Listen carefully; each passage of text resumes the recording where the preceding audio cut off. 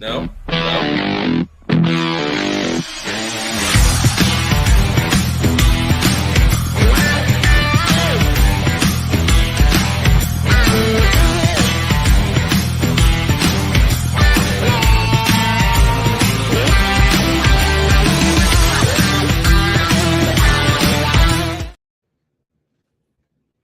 This is the Rushmore Show, where it's all about your top four and nothing more. Andy, it's a late night. We are here.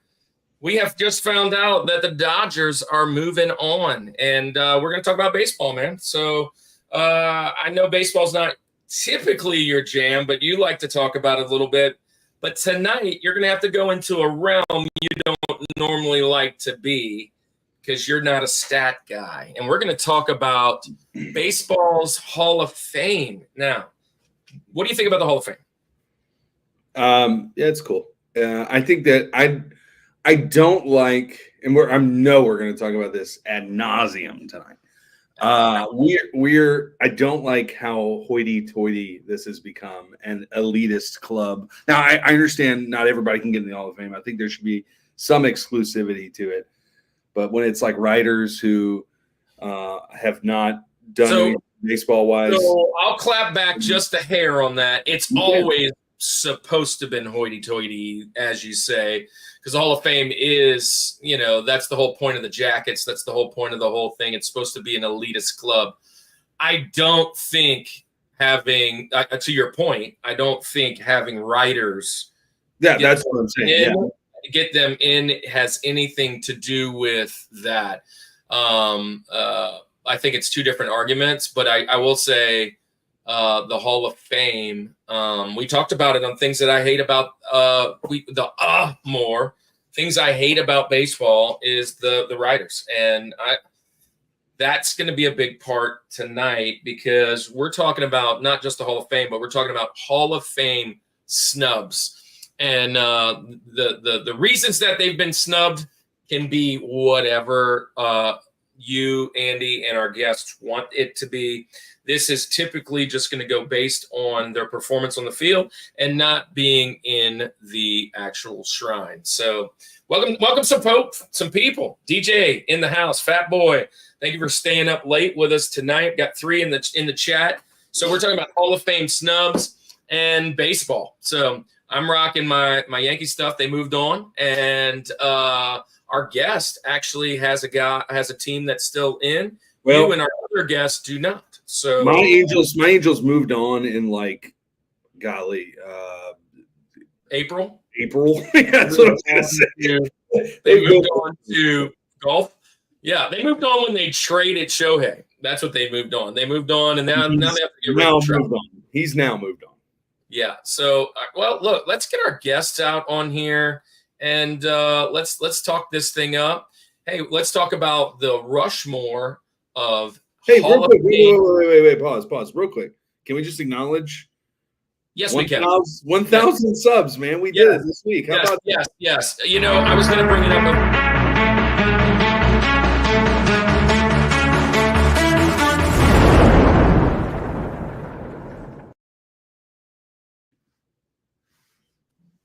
There we go. The joy of being on live filming. But yeah, let's look at this. 1,000 subscribers. We hit the mark. Thank you for that. We have now made the 1K. And thank you to Try New Things. He reached out. He gave us their 1,000 sub. And now I think we are at 1,008 at the moment, but we've gone up to 1,007 twice now. This is now 1,008 for the third time, and then YouTube goes back. Third time this week. Them off, yeah, because YouTube just doesn't want you to get there. But we're there, man. We are there. 1,000 subscribers. Also, shout out to you, Andy. You are 5-0 in the Rushmore Fantasy Football League. Yes, I am. Your boy is with one of the lowest scoring teams in the league. So Nico Collins is on IR now, which might hurt me. So my whole team's on IR, and I forgot to take Moody out yesterday, so that hurts. So AJ Hawk yeah, he might get a win from me because of that. But hey, let's get our guys on here. So we're talking baseball Hall of Fame, and what better to bring on is two of my really good buddies. They love baseball. Played baseball in Little League with one, played softball and traveled the South with both of them. Welcome to the show, Paul Roser and Bryan Swartz. We call him Ohio. Welcome to the show, guys. It's been a while. Thanks, awesome. Congrats on the 1,000. Yeah, man. We did that this week. That was a good little time, man. There's 3 benchmarks. Well, there's actually 5 or 6, but we'll never hit the other 2 or 3. Is 1,000, 100,000, million. We'll never get that 100,000 million. That's crazy. And then 3,000 watch hours and 4,000 watch hours. And we are right under that 3,000. So once you get to the first 3,000, you get monetized. The second one, you get even more monetized. So do we have a Hall of Fame career brewing? Or are we snubbed? Yeah, maybe. But hey, guys, welcome to the show. So to share with all the folks out there, these guys were on for One Hit Wonders a couple months back, and Paul and Bryan, and we call them Ohio, so I'll probably say that a few times.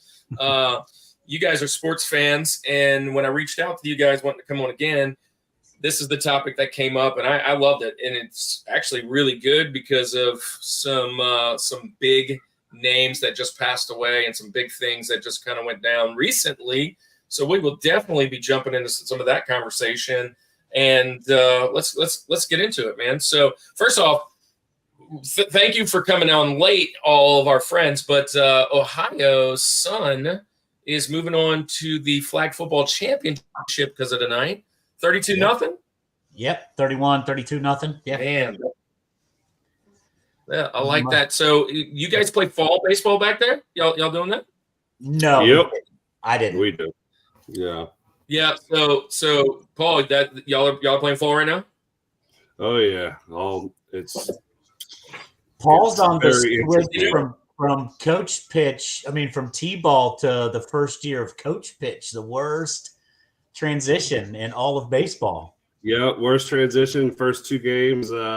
We had the first 2 games and weren't able to practice once. We got a rain week and a hurricane week. Welcome, bud. All right. Yeah, so Cannon is going fall, and this is our best team yet. So, or his best team yet. We're in second, and we have 1 game left. We can't get first, we can't get third. We're locked in at second. So we have the bye, and I think we can beat the team that's in first. We have 2 losses. One of them was actually a couple days ago, but we did not play our best. So, and our other losses to the first place team. So yeah, it ought to be fun, man. It ought to be fun. And then Carson's playing, finishing up her high school right now. So we're full in our neck with softball and baseball. What's up, Bud Files? Welcome to the show. Cody M, welcome to the show. Kenneth, welcome to the show. I'll throw you guys some wrenches, and you guys can chat along, subscribe, follow everybody. Let's get into the show. So Ohio, we flipped the coin backstage. Ohio is going to go first. And so Ohio, kind of what we do is just before you get into your first pick, when you were kind of putting your list together, what were some of the criteria things that you're like, this is what's going to make them on my list, my top 4? I had no criteria. I had, I guess it shouldn't be no. It's who are the best players? Yeah, exactly. That's kind of how I was. So, I mean, I'm pretty close with that. I like that.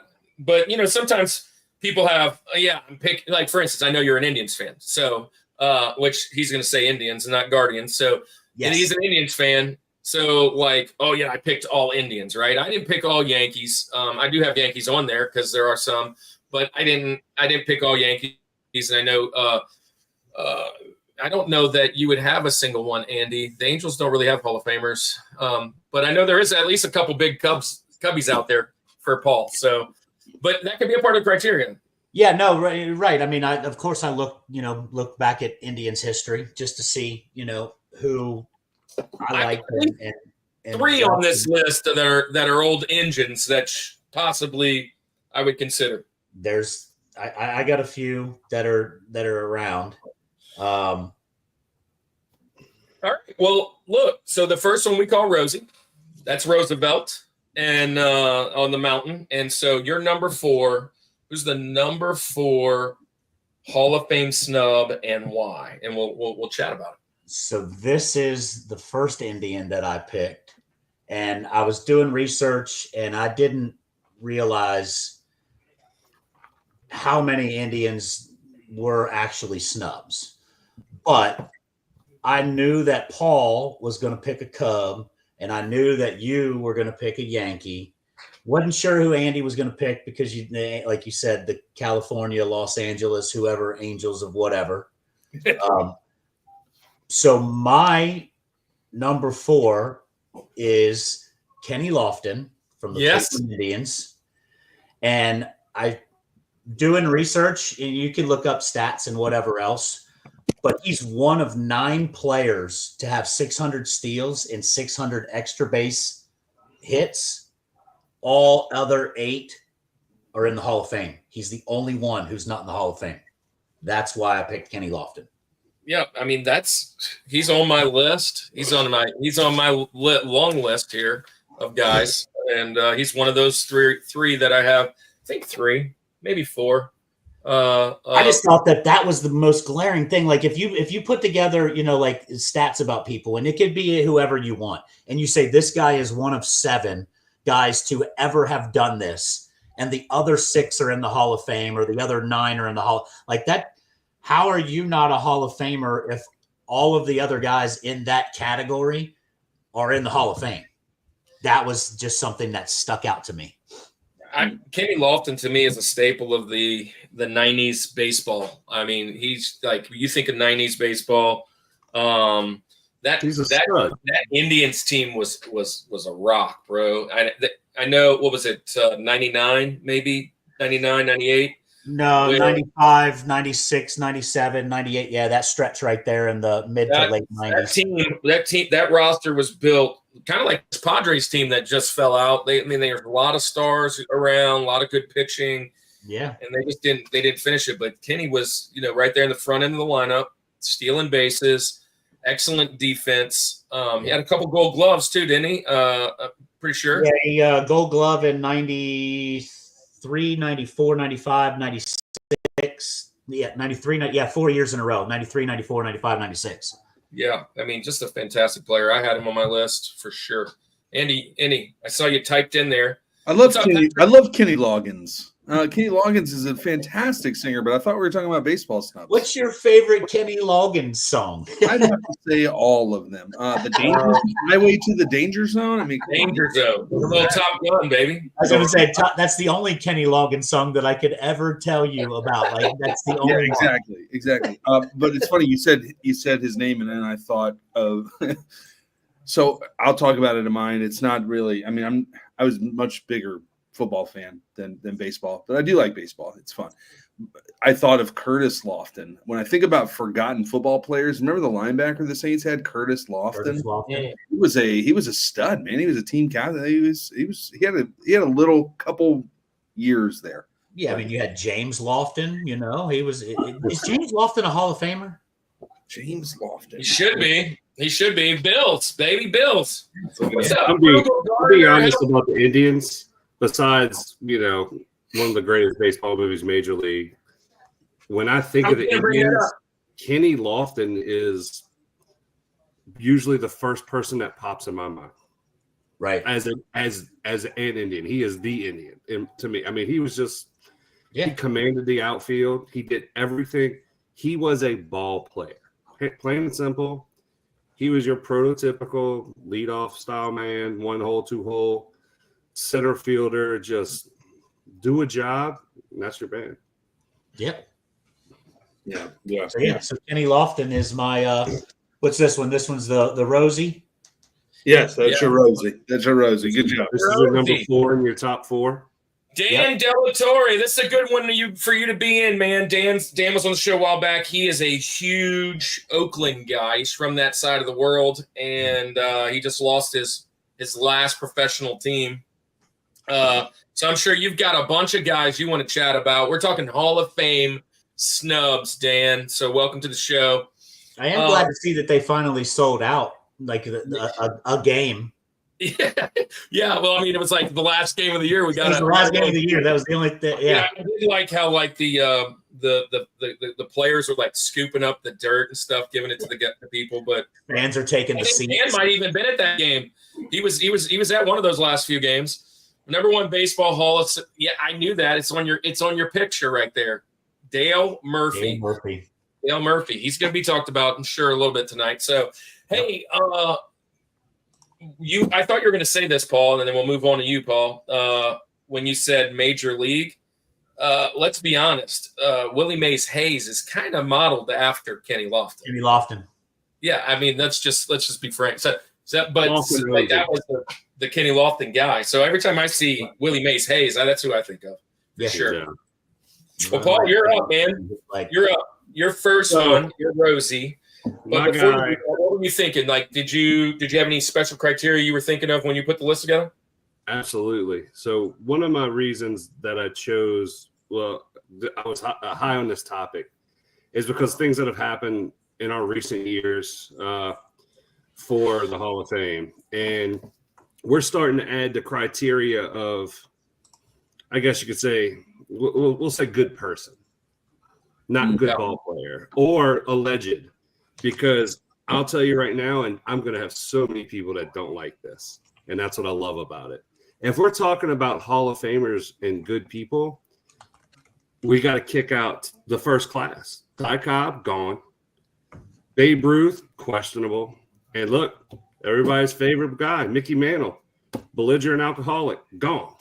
If we're playing that game. But so this is why I was excited about this topic. But my big number 4 is probably going to be pretty odd, and I guarantee you none of y'all are even expecting me to say this. But my Rosie is Big Mo Vaughn. What's up, Big Mo? Mo Vaughn so his career average, I'll just go through some numbers for you. I mean, he's a 293 hitter, a 383 OBP, averaged he had a 35 home run and 114 RBI career average. I mean, that's just sick. I mean, he was a stud. You take his 2 years, the 91, 92 years away, from 93 to 2000, he's got over 300 home runs. Yeah. He's a monster. He was a career 293 hitter. I mean, injury just killed him, but he was a monster. And I mean, it's just one of those guys that injury bug got him, but he was, he had his 2 little young Boston years, and then he just caught fire. Yeah. Hey, well, I'll say this: I do appreciate you throwing out an angel, so that's good. We have an he's a big angel. I was telling you, technically, we have an angel on the board. Did you have him on your list, Andy? No, I didn't. So he was a stud for the Angels for 2 years, man. So he was. Oh, yeah, you're right. 33 and 36 bombs in his 2 years was with the Big Angels. Poppy before Big Poppy, bro. Mo Vaughn was a beast. I remember when I was collecting the cards, that score, what was it, 91, 92? They had all the rookie cards in there, and Mo Vaughn, Frank Thomas, and those were in that. And man, I love Mo Vaughn. You want me to grab the set even though he was predominantly a Red Sox, he was definitely a baller. I don't have him on my list, and that's kind of a snub from my snubs, man. He's definitely deserves it, but that just goes to show how many people like what is the criteria? I know at one time it was like you had to have 3,000 hits, you had to have 300 home runs, you had to have X amount of stolen bases, and then it just the bar just kept getting set lower in some stats and higher in others. And but Mo Vaughn, consummate professional, great first baseman, moved over to DH, a lot of power, big mass. I mean, there's only a few guys that swung harder than him. Matt Stairs comes to mind. with the old softball swing. Yeah. But like there isn't many. He had the short, the new style short compact swing before it was a thing because that big body wasn't really rotating through. He was just a monster, and how he doesn't even get a sniff blows my mind. Like what? Like you said, what is the criteria? What are we looking at? So I just want to jump in real quick. No criteria. I just want to jump in real quick. Talk to Dan a little bit. Dan says Dave Stewart. Are you kidding me? That is a huge snub. He's on my list for sure. Bert Campaneris. That is an older player, but definitely has the stats to be on there. What's this? Everyone as a kid wanted Mo Vaughn, Donruss rated rookie card. Yeah, man, that's what I'm saying, man. Everybody wanted that card. It was in one of the most coveted, top 20 cards of that baseball year. Does the Hall hate Oakland? I think everybody hates Oakland except Oakland, to be honest. No, Oakland hates Oakland now, and they wouldn't be moving to Vegas. Yeah, and you can't see my thing, but you'll my little tagline. But Canseco, bro, Canseco ruined what I would consider my childhood, man. Like all of my guys, and that was an Oakland guy, and I loved him as a kid. Talking about Oakland, I loved him as a kid, and gosh, I don't know. There's one person that I hate more than Canseco, to be honest, and that's probably going to come up in the conversation here soon. So, talking about Oakland. Can I say something real quick about Dave Stewart? Yeah. Arguably one of the most intimidating faces and guy on the mound for that Oakland strong period until he spoke. Until he talked with his little baby voice. As long as he just stared you down, he was a monster. But then when he spoke, it was like you couldn't help to laugh. Yeah, that was like somebody clipped his vocal cords. But that 89, 88, 90 Oakland team. Oh my goodness! Dude. Wait, you want to? So let's rewind a little bit to your point, Paul. Talking about an Oakland guy and a Yankee, and he played probably more teams than anybody I've ever seen. Ricky Henderson. I'm just gonna throw this out there. There's no way that we can consistently talk about being a good person and talk about steroids and talk about all that and not think that there is a guy in the Hall of Fame that did steroids. I mean, please, he was in that crew and he's best friends with all those guys. He was probably one supplying them all. I'm just being honest. The Ricky wouldn't do that. The Ricky stole the beast. Wouldn't do that. The Ricky whole life. He still talked about himself. Yeah, I loved him and hated him all at the same time because he was a phenomenal baseball player. But as a 9-10-year-old kid, I never understood why he was referring to himself in the third person for everything he did.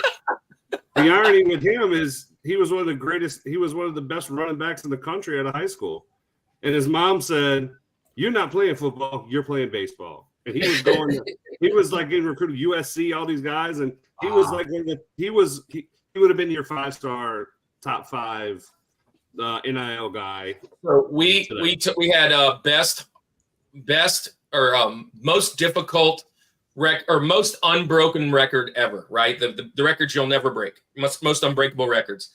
And we were talking about Ricky and his stolen base record, and it's crazy to think that Shohei getting 60 is a big deal. I mean, well, it's only a big deal because it's it's. I'm just saying, like they were chasing. He was chasing 60. I mean, he was in second place. He was in second place with 60 for the whole league. People are losing their mind with Ellie De La Cruz right now. Right, Ellie De La Cruz had what 72. And Acuna had 81. There's a lot of guys in those right now that's in the 60, 70 range. When over the last, I don't know, 15 years, you haven't had a guy over 50. Yep. They're not running. Right. Well, the bases got bigger a little bit. That helped. I mean, it's funny because while we were talking about this show, first, that helps. You can only throw over so many times. Right. So many timeouts. We were talking about doing this show a while back. So, of course, I start doing research, and then, your algorithms, pick up on what you're researching. And one of the videos that I had seen was Harold Reynolds had stole 60 bases and won the stolen base title one year when Ricky Henderson was hurt. When he was hurt, Ricky Henderson called him and said 60 stolen bases. Ricky would have had that by the All-Star break. Like, nobody could touch that dude when it comes to stolen bases. 60 is nothing. Dan, let me just say, hold on to your seatbelts, okay? Because this name will definitely be mentioned. Yes. Just a spoiler alert. There is no spoiler. Spoiler alert. Andy, you're up, man. Yeah. All right. So I kind of briefly mentioned it. I was not a big baseball guy growing up. Football was our thing, but 2002, early 2000s, I would watch it with my dad, watch it for, so often or whatever. And then 2002 comes and hey, the team that we're rooting for wins the World Series. It's awesome. We get to experience that. And I'm like, man, baseball's cool. And then since then we've been pretty upset. So, had little glimpses here and there and some different promises and things, but never really panned out. So anyway, all that to say, for my criteria today, I didn't want to put together a list of I could just go online and research who would be the top 4 snubs and I can present it to you, but you guys can do that. This is my top 4, right? This is all. But that said, all 4 of these are heavy hitters and they're going to be on those things. But what I immediately thought was who made me enjoy watching baseball? That was really what it came down to. As a kid, I just wanted to be entertained. I wanted to enjoy watching this sport. And 3 of my 4 meet that criteria. 1 does not meet that criteria, but he has to be mentioned today. For specific reasons. So, there's no way we can go out it. What I would say though is this is what I'm going to do tonight. Going back to the more of baseball. What do we hate about baseball?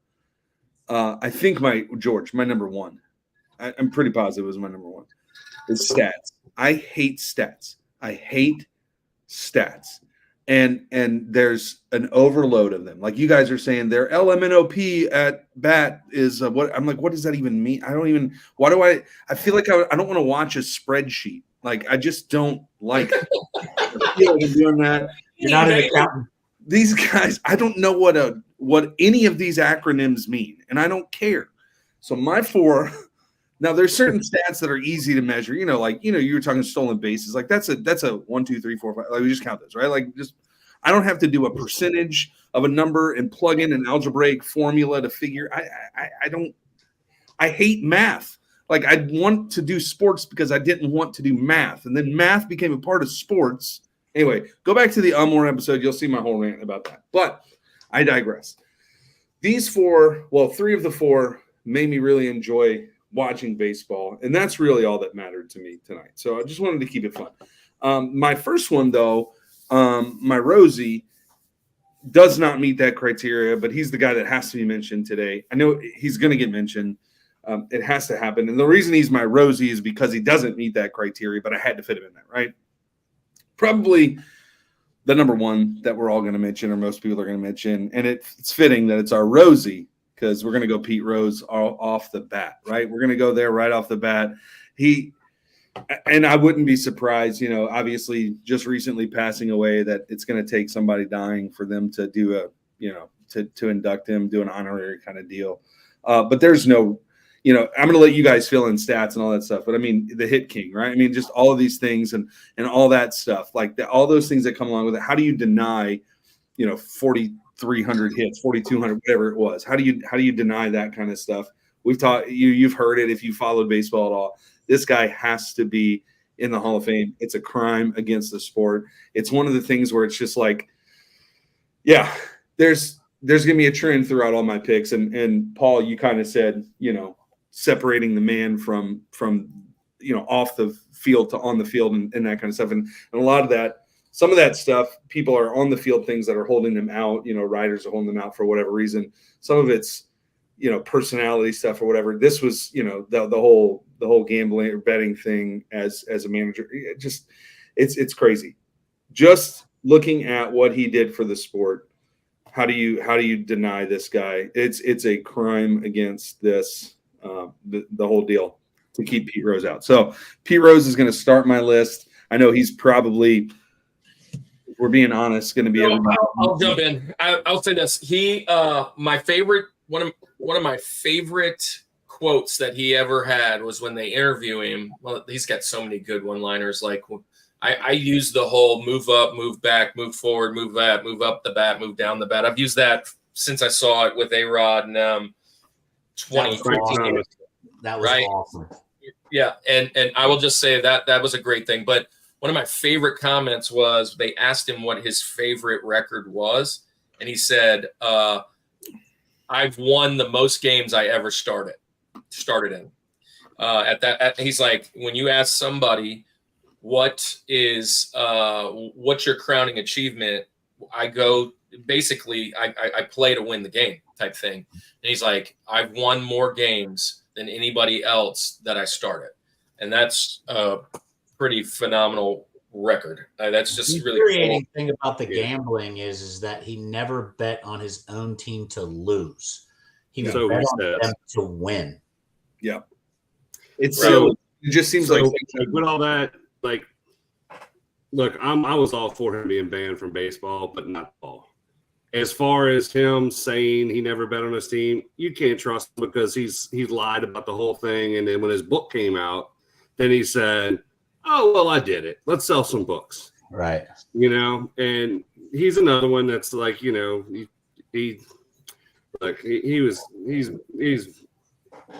the hit king. It's one of the things I don't see that ever being broken as well. That record, 100% should be in a hall. Here's what I got to say about his lifetime ban. Well, there's his lifetime. He's done. Lifetime's over. I posted this on Facebook the day he died. I said, I guarantee you he gets in the hall ASAP now. Yeah, it's right. And once again, lifetime ban. Well, he lived his lifetime. Yeah, which is good while we're having this show now, because if he's on your list, you can have him now when you can't have him the next Hall of Fame induction ceremony because he's in the hall. I had to get it in. Yeah, we had to get it in. We had to get this in now. We only had one shot at this. But I remembered this, and I just have to say this. And look, I'm all for it. He should be in the hall. And Mickey Mantle has a quote, and it says, "If I played my career hitting singles like Pete Rose, I'd wear a dress." I just love it. It's funny. Yeah. He's so cool. In there just because. You see the last one there? He said the chick interviewed him, and he's like, "Yeah, they asked me how I would do if I played in today's game, and I said I'd probably hit 180." And she said, "Really?" And he goes, "Yeah, I'm 82." Right. Yeah, dude. It's funny, and like Pete Rose is like, if you look at a lot of baseballs he signed, he's putting like hit leader or didn't take one steroid or this. Like, he just got comical with it for people signing baseballs. And it sucked. The dude had to beg and plead, but he made his own bed. Now, once again, I will play should have this. been in the hall. Should have been in the hall, not in baseball. Yeah. I agree. I mean, it is what it is, man. It is what it is. To me, it's a travesty. It's a travesty for. This is just a theoretical, okay, and I haven't even put any kind of thought to this other than just it crossed my mind. In today's sporting culture of betting is like, I mean, it's everything about sports now, right? I know now he's a manager, so like there's 100%. Calvin Ridley did it or whatever. For do you think the lifetime ban happens? No, baseball's different. No, yeah. If it happens, if it happened in the last 5 years, no, I don't think that the lifetime ban ever goes. And if you believe Shohei didn't know about his dude spending $4, $5, $6 million on him betting, give me a break. Yeah, exactly. Come on. Y'all just want him to be your golden boy, and that's where some of this Hall of Fame snub stuff comes. You have your players that are your golden boys, no matter how wrong they did, and we're going to get some votes. Yeah. They kissed the babies after the game, right? Yep. Yeah. There's one big one on my list for that. Yeah. So, well, it's my turn. I'll go to my criteria. Listen, I threw all of the snub reasons out the door, and I chose, 4 of my favorite guys that I watched and cheered for career, and just guys that. Here's the thing: I'm a Yankee fan, but as far as sports go, I'm a baseball fan. I will watch 162 games of 32 different teams if it was possible. If I'm at home doing nothing during this baseball season, I usually have baseball on. It is what made me a stat guy. I love stats. I love watching my kids. Keeping my kids' stats is a big deal. People always ask, like, why you put the stats on? I was like, dude, I remember as a kid, I would have my stats written all right here. Yep. Like they would be up and down and around and all these little things. I had all my stats and I would be marking every hit and I kept track of it. And it was a big deal to me. And that's just how baseball was. One of my favorite things about collecting baseball cards is flipping those cards over and reading the fun things and the stats and seeing how people got better. And on top of that, one of my longest standing memories as a kid is waking up in the morning, my dad having his coffee, dipping that buttered toast into his instant coffee, and he's reading the paper. And I once he's done with the sports section, I get it, and I flip right to the baseball, see who's in first, see who's leading home runs, see who's leading batting average.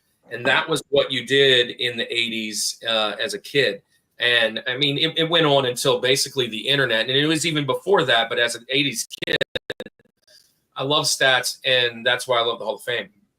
Number 1, I'm going to shock you guys. My number 4, I think I'll pretty much shock everybody that knows me, but I'm going with my favorite baseball player of all time, and I'm going number 4, Don Mattingly. Donnie Baseball. What's that? Not a shock. Not a shock, but yeah, it could have been my number 1 because he is my favorite player of all time. But as far as like notable people to get in, I see why he isn't in. But then when I compare him to other players that are in, kind of like what you said, Ohio with Kenny Lofton, there are a lot of things that he did that were just fantastic. First off, the amount of Gold Gloves as a first baseman is only surpassed by one other guy who also isn't in the Hall of Fame, which is crazy. As a kid, I went to several Yankee games. 23's been my number forever, and it wasn't because of Jordan, because I wore it because of Don Mattingly. And the thing is, the Yankees won in like 81, and then they didn't win again until 96. And in that year span, those couple years span when I was growing up, the only thing worth watching was Winfield and Mattingly, right? You had Randolph in there for a little bit. You had just a couple guys here and there. And Mattingly never won the big game, which hurt him. But for a 3-year span, he was the greatest player in the whole sport. He won an MVP. He has the Grand Slams record for a year. He got derailed because of injuries. 2,100 hits, 222 home runs, over 1,000 RBIs, a career 300 hitter, and he had 9 Gold Gloves at first base. Here's another fun stat about him. He is the last left-hander to play second base and the last left-hander to play third base in the history of the game. He also played the outfield for a little bit. Just my guy, man. Donnie Baseball. And I put him at 4 because I just don't think he had the illustrious career as my other 3 that I'm going to bring out. But he's the hitman, man. He's what made me a solid Yankee fan. It sucks. The year before they won at 95 was when he finally retired because of a bad back. So wish he could have filled out a little bit more years and done that. So, going with Don Baseball. It wasn't a shock to me because I put it in my notes that you were going to have Mattingly there and Paul was going to have Mark Grace there. So I was wrong on Paul and I was right on Mattingly. Well, when Paul said, y'all are going to be shocked. I was like, oh, he's going to do the same thing I'm doing. Yeah, I thought the same thing. Yeah. So, like, I thought you said a shock that you were going to pick somebody from Boston. That would have been a real shock. That's where I was going. No, Andy, I'm with you. I thought he was going that route. Yeah. Well, they got a bunch of these guys. I got some Boston guys on here. I got some Boston guys on here. There's some good Red Sox for sure. There's guys on this list, and like I think if we've ever debated baseball players, Kirk and I, this position in this era, we've debated, or I guess you could say not as much debated as made points for other people. And look, Don Mattingly was a stud for a few years. He had his MVP year that was just great. He's a 307 hitter. Here's another impressive stat. In all his years, he only struck out 444 times.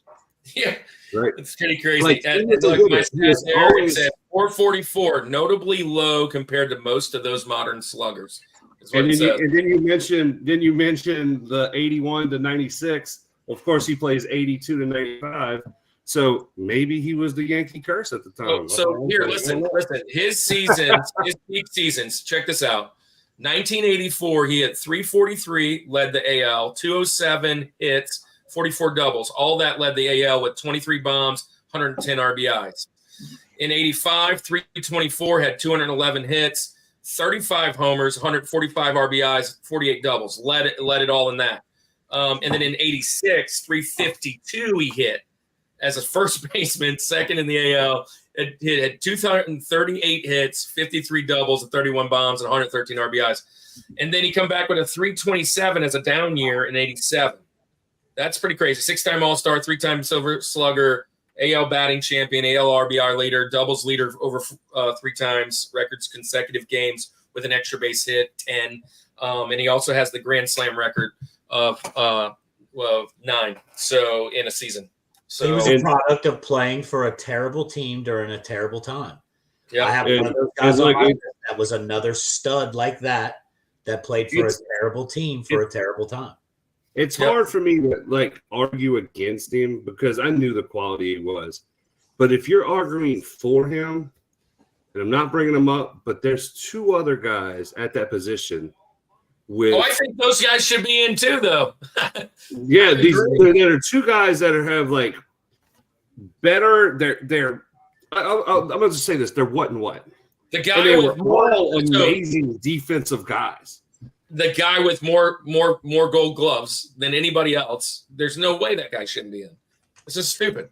I think he's got 16 or 15. What? That's crazy. But he's on. Both of those guys are on my honorable mention just because. But yeah, I agree. Both of them are fantastic. So all right. So that's round 1. Ohio, you're up. Round 2. This is TJ Jazzy Jeff. Who are you going with your second pick? All right. So my second is a pitcher. Whoa. Has the most Cy Youngs ever. Won an MVP and a Cy Young in the same season. Pitched for your team, Kirk. Pitched for your nemesis. 9th in wins all time. 3rd in strikeouts. 3rd in WAR. Roger Clemens. I get it. Baby. Steroids, cool, great, whatever. It never tested positive for anything. Thank you. Discredited because somebody. Discredited because somebody who's being federally investigated decided to say, open his mouth. Yep. Look, if you win a Cy Young and the MVP in the same season, you could, in my opinion, you could have that one season, and I still think there's a spot for you in the Hall of Fame because that is impossible. Yeah. So this is one of the few Red Sox on my list. And namely so because he was a Yankee, but definitely his Red Sox years were fantastic too. His Blue Jay years were also good. I remember losing some of those games, being furious. But to me, he's on a short list of the greatest pitchers of all time. Yeah, no, I mean, he's there for me. If he's not, I don't think he's Nolan Ryan, but I think that he's pretty damn close to 4,672 strikeouts. Give me a break. He threw at people, threw bats at people, and then he charged the mound. Piazza, you broke my heart. You should have went after him. I know. Like, dude, sorry, that dude deserves a career 3.12 with 4,672 strikeouts and 354 wins. Yeah, that's what I'm saying. I mean, you're essentially top 10 in every statistical category a pitcher could be in. You know, ERA was a little high. I mean, but 3.1 as a starter, that's nothing. But 3.1 as a starter in 20 years is pretty legit. He's a product of why this topic's hot and how someone can just say anything and discredit somebody without any tangible evidence. Yep. Guilty, this, that, and the other. I don't care. Oh, I got a needle. I can't find it, or this, that, and the other. Give me a break. Yep. Yep. So there you go. That's my number 3. What is that? That's the DJ Jazzy Jeff. I like this pick. I'll throw this out here. He was my number 5. So my first, my very first honorable mention coming out of the gate is gone. So I could go find another. Well, I got another, but I have to pull him in. Good job. Smoking you off the list. Let's go. There goes the rocket. Clemens, like Bonds, is still lying about steroid use. Both shouldn't be allowed within 100 miles of the hall. Well, I will argue that. I don't think whatever. We'll talk to that about in a second. But it's a whole other show. It's a whole other show. So, Andy, do you like the Rocket? Yeah, sure. Yeah. Oh. No, he was just like you said, he was a Benjamin. He was taken off of here. Oh, I thought you were saying sure because that was one of your guys. So no. He was actually. I'm gonna obviously save my Benjamins till later. I'm going a different route with Benjamins. I'm excited about it, but he was my 5th on my list if I was going to go for realistic Benjamins, if that makes sense. You'll get it later. Cool. Okay. Okay. Sure. It's gonna be fun. All right. So, Paul, you're up. All right. So here's my guy. He's going to fall in I'm going to say the Ohio category a little bit.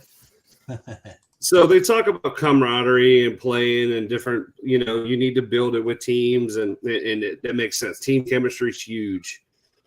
But here is a guy who played for 8 different teams. And he went out every year and just hammered, did his job. One of the most intimidating guys, fastest swings ever. Just and hands out beast, a physical specimen.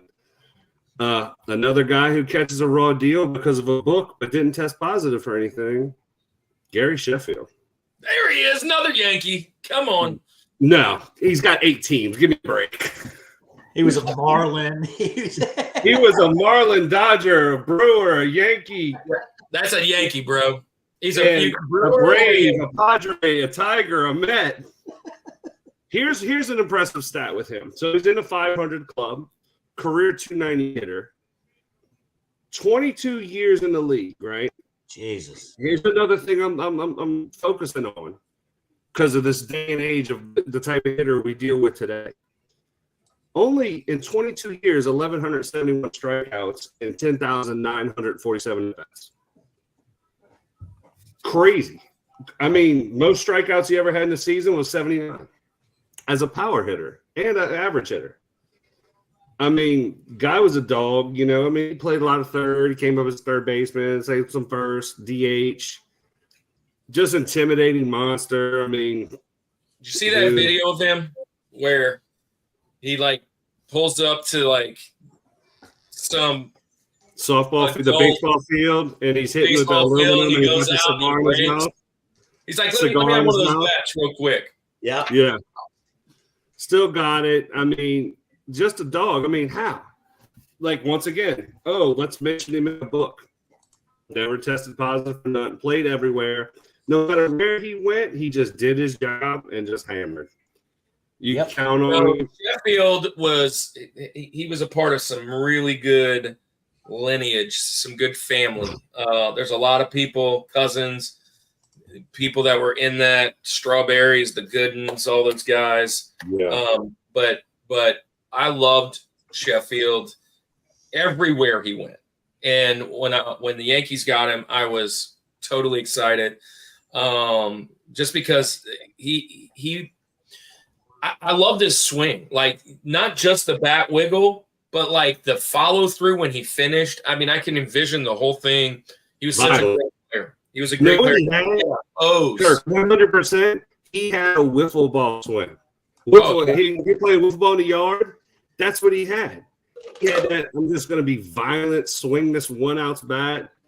Dude was a monster. Like, just impressive. Chef was a great Atlanta Braves player. Put him in. Yeah. Oh man, good player, man. I will say this. When I was ranking him 1 to 8, trying to figure out who my honorable mentions were.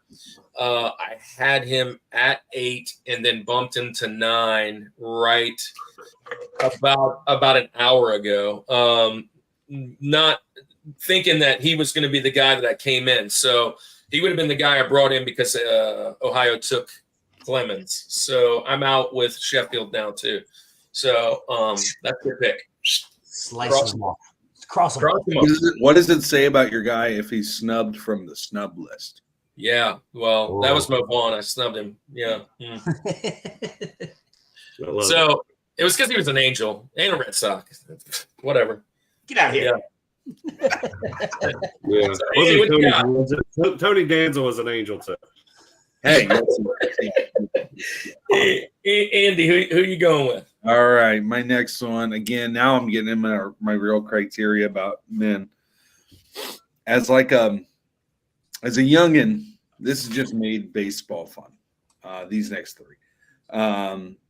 Obviously, these are well documented Hall of Fame snubs. We can go back and forth about should they be and should they not.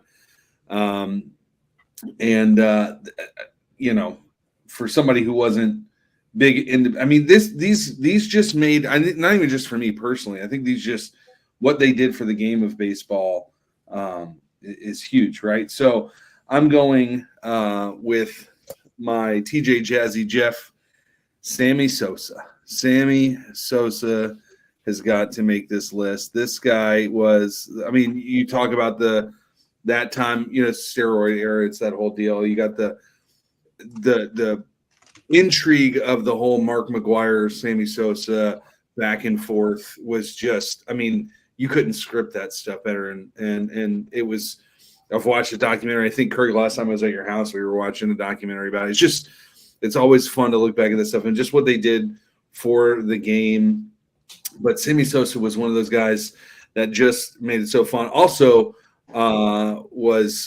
he's a fun listening to his interviews and listening to all of his press conferences. He's a character, and obviously hearing his accent and everything too. But that's besides the point. This guy is just phenomenal. So I'm going again. I'm going to let you guys fill in stats, and you can talk all about him all you want. I'm just telling you who's fun to watch. If I've said it once, I've said it a million times. Him and McGwire saved baseball. That summer, but that summer of '98, people weren't going. People were not going. So they could say whatever they want, this, that, and the other. Baseball was dying, and because of the strike. And dude, slamming Sammy, he just. I don't even care though. Like, and it's been brought up before. I don't even care if you're going to put him in the hall and you're going to put an asterisk next to him. Whatever. If you want a separate wing, that steroid era wing, and you want to whatever. They deserve to be. It's almost like, and again, I'm going to tie in the Reggie Bush or the football thing. When Reggie Bush got his Heisman stripped from him, it didn't make him not the best player that year. He was still the Heisman.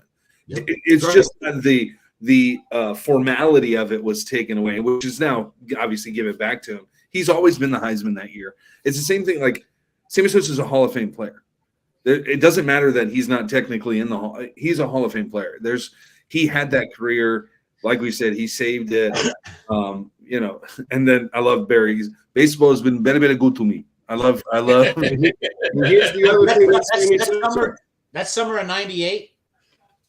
That's probably, without a doubt, the greatest summer of baseball ever with McGuire and Sosa. And let's add to the hypocrisy of all. Sammy Sosa kissed the babies. He was a fan favorite. He did all this. Unlike, just like a David Ortiz who tested positive for stuff in his end. How was Sammy not? Sammy played the game. There you go. There you go. Now we've opened the worms up. Here we go. Now let's start talking. We're opening this thing up. Freaking David Ortiz tested positive. What? Yes. Come on, man. And I like Ortiz. He's probably the one freaking Red Sox in the history of the Red Sox that I actually laugh at. He's hilarious. David Ortiz SNL skit with Keenan as David Ortiz is some of the best comedic gold. So I still laugh about how he tested positive, and he's walking around with the biggest dad bod in all of baseball. Yes. Love that. He was taking the wrong stuff. What was he taking? I mean, I don't know what he was taking. Dude. Hey, bro, I know all of y'all have been on prednisone before, and that stuff makes you eat. He was hungry. Yeah. All the steroids they're putting in the Big Macs. Right, exactly. It was the chicken nuggets. Chicken nuggets. Yeah. So I love this pick. I'm going to withhold my Love comment. your pick, dude. Love it, man. There's another Cubby. He's another Cubby. Hey, I will say this, and I'm surprised you aren't saying this, Paul. He was a part of the biggest trade in the history of Slidell. Absolutely. Yep, got Fontenot over there. But with that, I mean, here's the other stupid thing is they like to bring up steroids with him because he was skinny with the White Sox. Actually, it was the Rangers and the White Sox than there. Every one of these major leaguers, when they got brought up, are skinny rails. What happens? Metabolism slows down. They get a little stronger.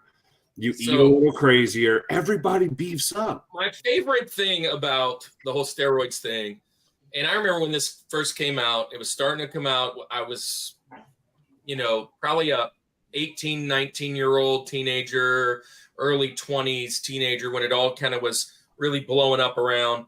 I remember taking out actual baseball cards, and like Sammy Sosa's like rookie card looked like Otis Nixon. Yeah. But so did so many of them. He was like that. He looked like Kenny Lofton, bro. Yeah. Go pull out Albert Pujols' rookie card. Yeah. Dude, I remember when Albert was a rookie, and I was at my aunt's over by your house, Paul, and I remember seeing that guy. He was tiny, and when he finished, I mean, come on. Albert another great angel. Like one of the great angel. History. He's right there with Anthony Rendon. Okay. Well, it's my turn. Hey, look, Andy, I'm not going to crush with you, but I kind of am. I'm going definitely with Big Mac. There he is. I'm going with Big Mac. I'm going with Mark McGuire for the same exact reasons you're doing it. But the summer of '98 was by far, like you guys said, I was withholding my comments, one of my favorite times in my life. I had just got out of the military. I still have the actual Times-Picayune covers each day from every time they hit a home run. 61, 62, 63, 62, 64, 63. And it's probably a stack this big of the newspapers. Here's the thing. Now we can jump into talking about steroids. Talking about snubs, I get why he's not in there. I get why they're not, but it's still a snub. It still is. Look, if you've never played this game, I'll just say this. First and foremost, in let's just say 96, right? Let's just go right in the middle of the 90s because it's about that early 90s to throughout the early 2000s was basically that steroid era. One, it wasn't illegal. Two, it wasn't banned. And three, if I was told I was going to make a new contract the way they are and be able to chase those home runs, I would have called up Bob Costas and I would have had him stick me in the behind on television. I'm telling you, like at that point, that wasn't a thing. And then what really got them was the fact that they all denied. Yeah. That was the whole thing. And then it became a federal investigation and the whole whatever. And that's what threw this whole thing down. But I will tell you this, our favorite players of all time all did it. And if you're an 80s guy, a 90s guy, our favorite players of all time, there's only like 3 people in the 90s that I would be surprised. One, Griffey, because he ended up becoming a fatty. And if he would have done steroids, he probably got hurt less. 2, Jeter, because of just who he was, and he wasn't a power guy. And 3, a guy maybe like Kenny Lofton or whatever. But almost all those power pitchers did them. Almost all those power hitters did them. And the fact that you're going to keep that whole time frame out, I mean, to me, there's nothing different than taking steroids than the commissioner juicing the balls. I mean, like it to me, everybody's out there looking to get an edge. Paul, you mentioned in the beginning about Ty Cobb. Ty Cobb was the dirtiest player ever probably to play. You can go back and look at the history. He's sharpening his spikes. He was just really bad off of those things. I mean, we had cork bats. We had all kinds of stuff. This is a black eye on the game. I agree. Do I think they shouldn't be in the Hall of Fame? No. I think they should have been punished. They should have gotten their time. But to me, there should be, like you said, Andy, at least a wing for them because it is a time frame of baseball that is just greatest. It's one of the greatest times of baseball. It was epic. But here's the thing. Can we go back in time and test Babe Ruth? I mean, you know what I mean? Like that. Like, is he That's the whole reason for the Rushmore Show, though, Andy? Right? Let me break this down for you.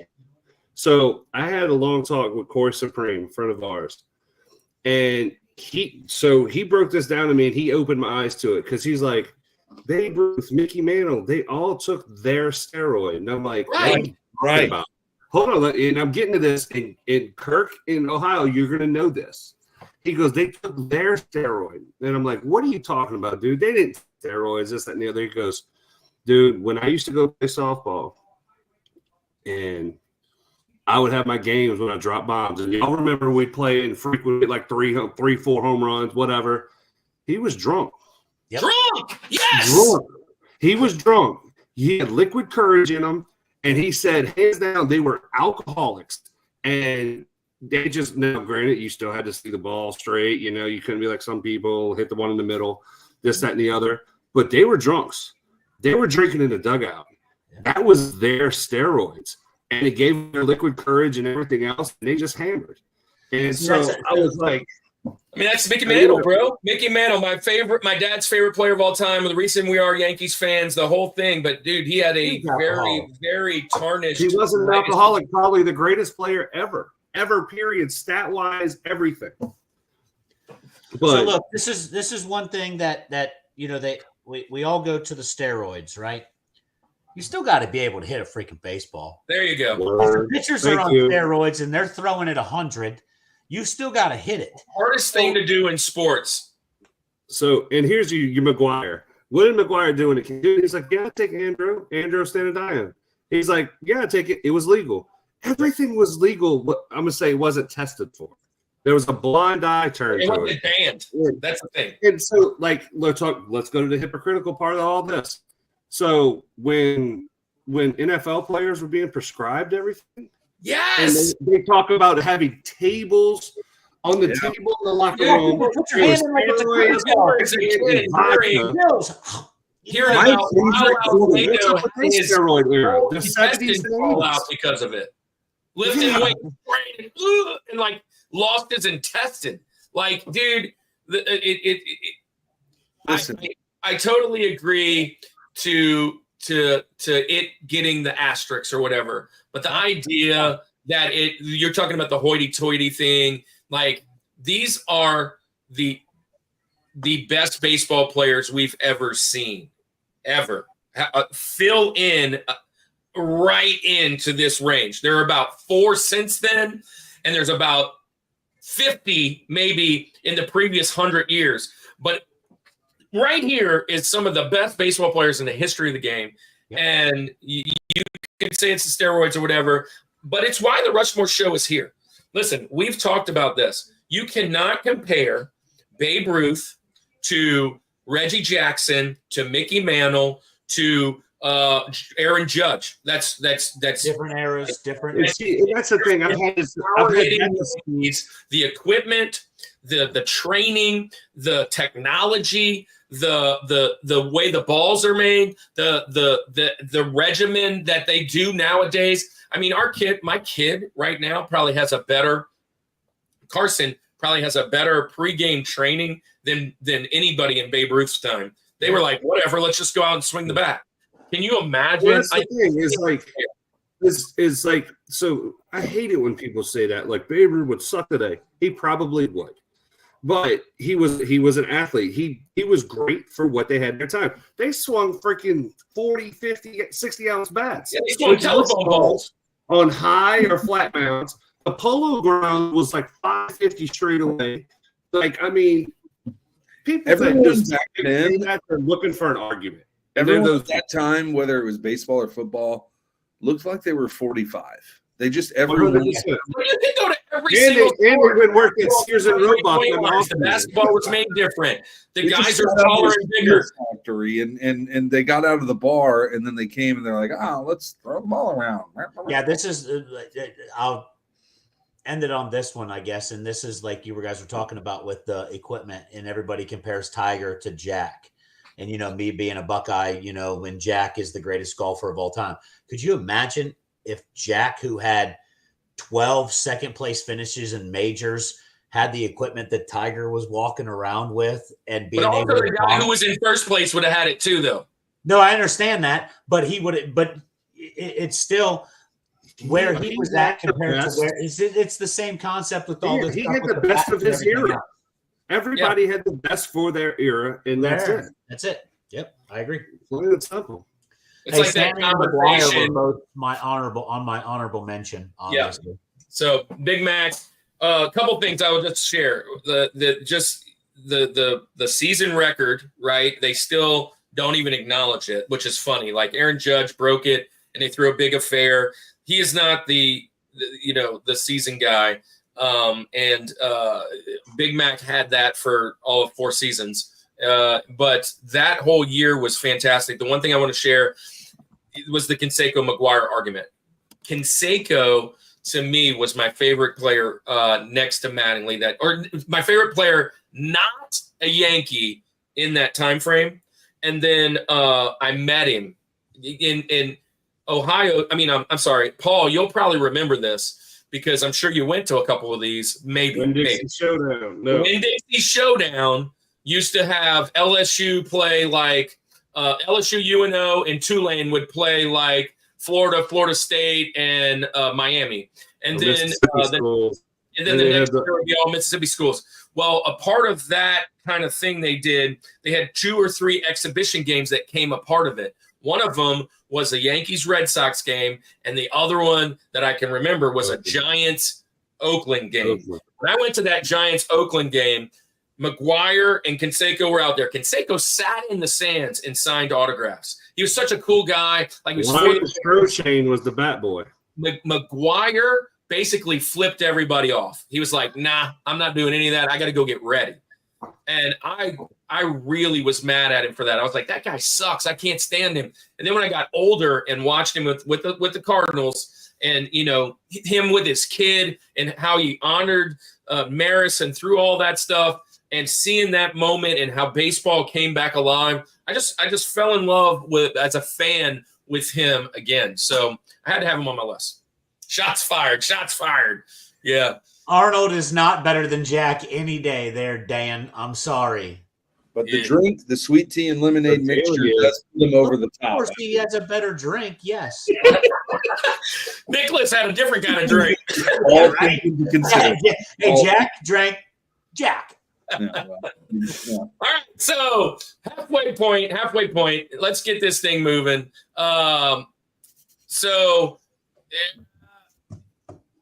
as we always do about the halfway point, we jump into a few commercials, some quick ones. First off, let's honor our boys. Well, let's honor our friend that is inviting us to the St. Tammany Collectors Con. And Andy, if you could cue that video up, we're going to the St. Tammany Collectors Con in about a month. And we just got through the Louisiana RetroCon that Andy and I wasn't able to make because of the hurricanes and the moving and the shifting. But we will be at the St. Tammany Collectors Con, and we have a video ready to show you for that. Let's see. Attention, all collectors and enthusiasts. The St. Tammany Collectors Convention is coming your way. Whether you're a fan of rare comic books, vintage toys, or unique collectibles, this is the event you've been waiting for. Join us November 16th through the 17th at the Castine Center in Mandeville, where passion meets memorabilia in an epic celebration of all things collectible. Discover exclusive finds, connect with fellow collectors, and meet some of the biggest names in the industry. Dive into panels, food, prize giveaways, costume contests for all ages, and live signings with our special guests featuring Daniel Logan from Star Wars, Steve Cardenas, Catherine Sutherland, and Nakia Burrise from the Power Rangers franchise, and many more. The St. Tammany Collectors Convention has something for everyone, so mark your calendars, grab your tickets, and get ready to experience the largest collectors convention on the North Shore. For tickets and more information, visit StTammanyCollectorsCon.com or follow us on Facebook. We can't wait to see you there. Shout out to Ben. I saw where they just got the voice for Shaggy. He's going to be there as well, but not the Jamaican rapper Shaggy, but Scooby-Doo. But hey, we're also going to be doing a reboot there, which is what's down here in the bottom corner over there by Andy, and this is it. Better to make the jump to light speed. They're getting closer. Oh, yeah? Watch this.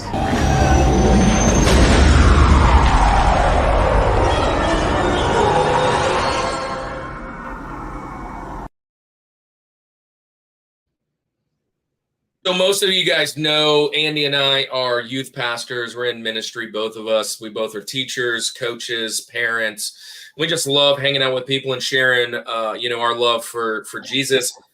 With that being said, the convention opens an opportunity for us to preach a nerdy message.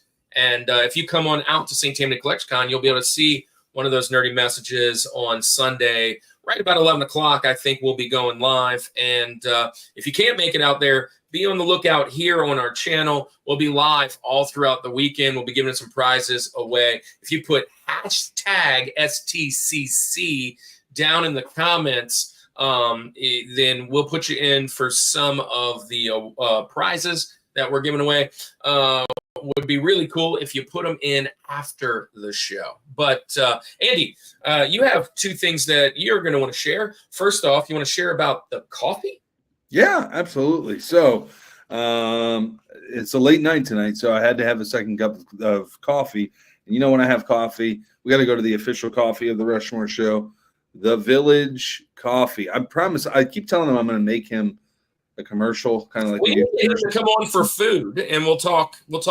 I'll talk to him. We'll get him on, yeah, for sure. But the Village Coffee, you go there, you can order, go to villagebeans.com, order. You can do K-Cups, you can do it in the ground. You can do however you want to do it like that.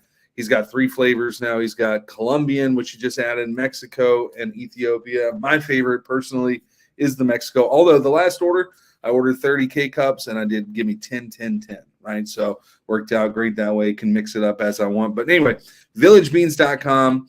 Go check it out. Sign up for their newsletter. Check them out on social media, too. They post some stuff out there, too, some coffee myths. They're all about educating people about coffee, too. So tons of fun there. He'll ship anywhere, too. So order that. All right. And then you said I have a second thing. What's the other one? Culture Box. But I'll share this while you get that up. Here we go. So coming up next week is Vintage Sports Flips.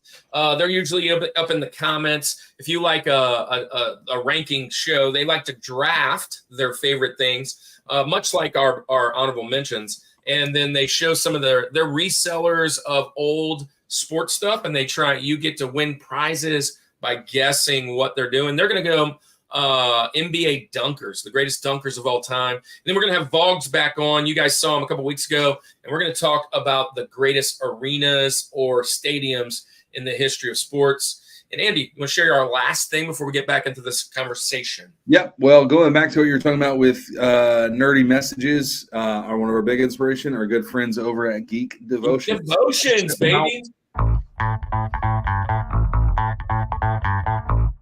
Geek Devotions is a collaboration of devoted geeks that are devoted to letting people know that they are loved. They produce a weekly geek culture infused devotional, their podcast content, and written articles, all designed to encourage and challenge people in the geek community, bridging the gap between their faith and their geekdoms. Find all their content at geekdevotions.com. Go check them out. Let them know the Rushmore Show sent you. Hey, Geek Devotions was going to be at GeekCon. They are launching their own 5013C, and there's an opportunity to support them and what they're doing. They're trying to make Geek Devotions be a full-blown ministry so they can travel and do some more efforts. And they are definitely our inspirations when it comes to the ministry side of things that we're doing. So, hey, let's jump back in this conversation. Ohio, got 2 picks left. Who is your number 2 on the list, Link? My Link is the greatest home run hitter of all time. I heard this stat on Dan Le Batard like 7-8 months ago, and I didn't really think that it was real. And I looked this up. If you take away all 7 years of this MVP years. 7 years of this dude winning the MVP. That's what I'm saying. You take all his MVP years away. Yeah, take all of his MVP years away. He still has 440 home runs, more than Paul's boy, Andre Dawson, a Mike Piazza, and a Larry Walker, who are all in the Hall of Fame. My Link is Barry Bonds. Like, this, just the greatest home run hitter of all time. Yeah. Straight up. That was the most interesting stat I ever heard anybody break down. Barry is in the comments, and Dan hates Barry Bonds. I know that, but Barry's out there. Shrek, welcome to the show. Barry Bonds to me is the greatest baseball player in the history of the game. I'll just throw that out there. He didn't kiss the babies. If the owner of Balco was making something besides steroids, he'd have won the Nobel Prize. The cream and the clear and all this other stuff. Dude, his most impressive stats, the intentional walks. I know. Dude, he got intentionally walk with the bases loaded. I know. I didn't even want to get into any of that stuff. It was just like, okay, we know he leads majors. He intentionally walking with the bases loaded. I know. Come on. I know. Like, just absolutely stupid, the things that he did and the stats that he had. And I just, for me, it was that you take away all of his MVP seasons and he's still a Hall of Famer. Bryan, you can be on the show. Oh God, what did I do? He hates Barry Bonds. He says, Bryan. Listen, I don't think that he's a great human being by any means or any stretch of the imagination. No. But I mean, Jesus Christ, you got to give the guy his 7 MVPs. Like, I mean, are you kidding me? I will tell you this. My favorite, most wild stat about Barry Bonds, my favorite stat is that all time against the Angels in the World Series, he's 0 he didn't win, right? I mean, he that's who they beat in 2002, right? So right. I love that stat. I think it's a fantastic stat. To your point, 120 intentional walks in 2004 alone. Yeah, 1 year. Dude, it's nuts. I mean that's what you get. Like, that's the craziest thing ever. Yeah, I mean, The only member of the 500 club. 198, 232, 177, 148, 151, 145. Those were his walks, like, per year. Like, he's not even getting an opportunity to do anything. Wait. How does he get that many walks and he still is hitting that many? He was the second player. He was the second player ever in the 300 club. Yeah. He's the only in the 400 and 500 and 400 club. Andy, he has 2,500 walks in his career. Like, that's what we're talking about. So, like, you not only did you hit 62 home runs, you got walked 2,500 plus times where you weren't even able to put the bat on the ball. Like, that's just the dumbest stuff. I'm sorry. He's the greatest power hitter of all time. Dan, we'll miss you. But we do have to speak the truth. You are invited to come back on the show and tell us about how much you hate Barry. But yeah, I mean, think about this. How many? Okay, so 2,500 walks. Is there drug testing? Not 100% are intentional. But I mean, I'm willing to bet that how many of those 2,500 walks are intentional walks. It's just. I mean, Kirk just threw it out. What is 100 and what you said he had 120 intentional in just 2004. Oh, you want to know his intentional total? His intentional ever was. It's the number. 120. Okay. 688 career intentional walks. So that means that 688 times the pitcher or the team, they were afraid of hitting a home run. Can you have added 700 more home runs? So here's an even cooler stat, and you know, not talking stats, even a cooler stat. The guy in second place, that's 315. That's crazy. That's Albert Pujols. Yeah. Look, he was an absolute freak show for 12 consecutive and let me just say this. I hated this guy. Yeah, 100%. I couldn't stand him, but when I watched him, because he was never a Yankee, and he snubbed the Yankees. He was really against about playing for the Yankees, and I remember that first after the Pirates leaving to the Giants, and then the very first contract after the Giants, he kind of held out a little bit, and the Yankees made a pull for him, and he was like, "Nah, I'll never come play for the Yankees." And so I kind of really hated him around those early 2000s. And then he had a couple really big playoff runs. He never won it, but a big playoff runs. Like he was they weren't winning it because of him. I can tell you that. He had some. Yeah. With the Pirates, they had some epic years in NLCS. That with Pirates the Oakland series, I think was always 88 or 89. Dude, maybe 90. I used to always be like, he's no Bobby Bonilla. And the things you remember, like I remember this is the greatest comment of the night. Yeah. Steroid-induced intentional walk. I mean, it happens. Yeah. Listen, he did steroids. His head got big. HGH, whatever. HGH was legal. Yeah, but I will say the stark difference of, we were already kind of mentioned it about another player, of the rookie card look. When you see Barry in a Pittsburgh, and then you see him, you're like, this guy looks like a middle linebacker. He's still yoked. Dude, when he was like the manager for the Marlins or whatever. The hitting coach for the Marlins. Yeah. Look, so that's my link. It's a good pick. Great pick. Very hey, who's your pick there, Paul, for number 2? So we're going to keep in line with this juice head era, or so to speak. I don't know. One of the most comical liars of all time, or lies told on TV. He was a former Cub, one of the many. I never took steroids. They let go. Dude, 3,000 hits, 500 home runs. Come on, Rafael Palmeiro. Mississippi State, baby. Mississippi Thunder and Lightning, right? Thunder and Lightning. Didn't he forget how to speak English? It was crazy.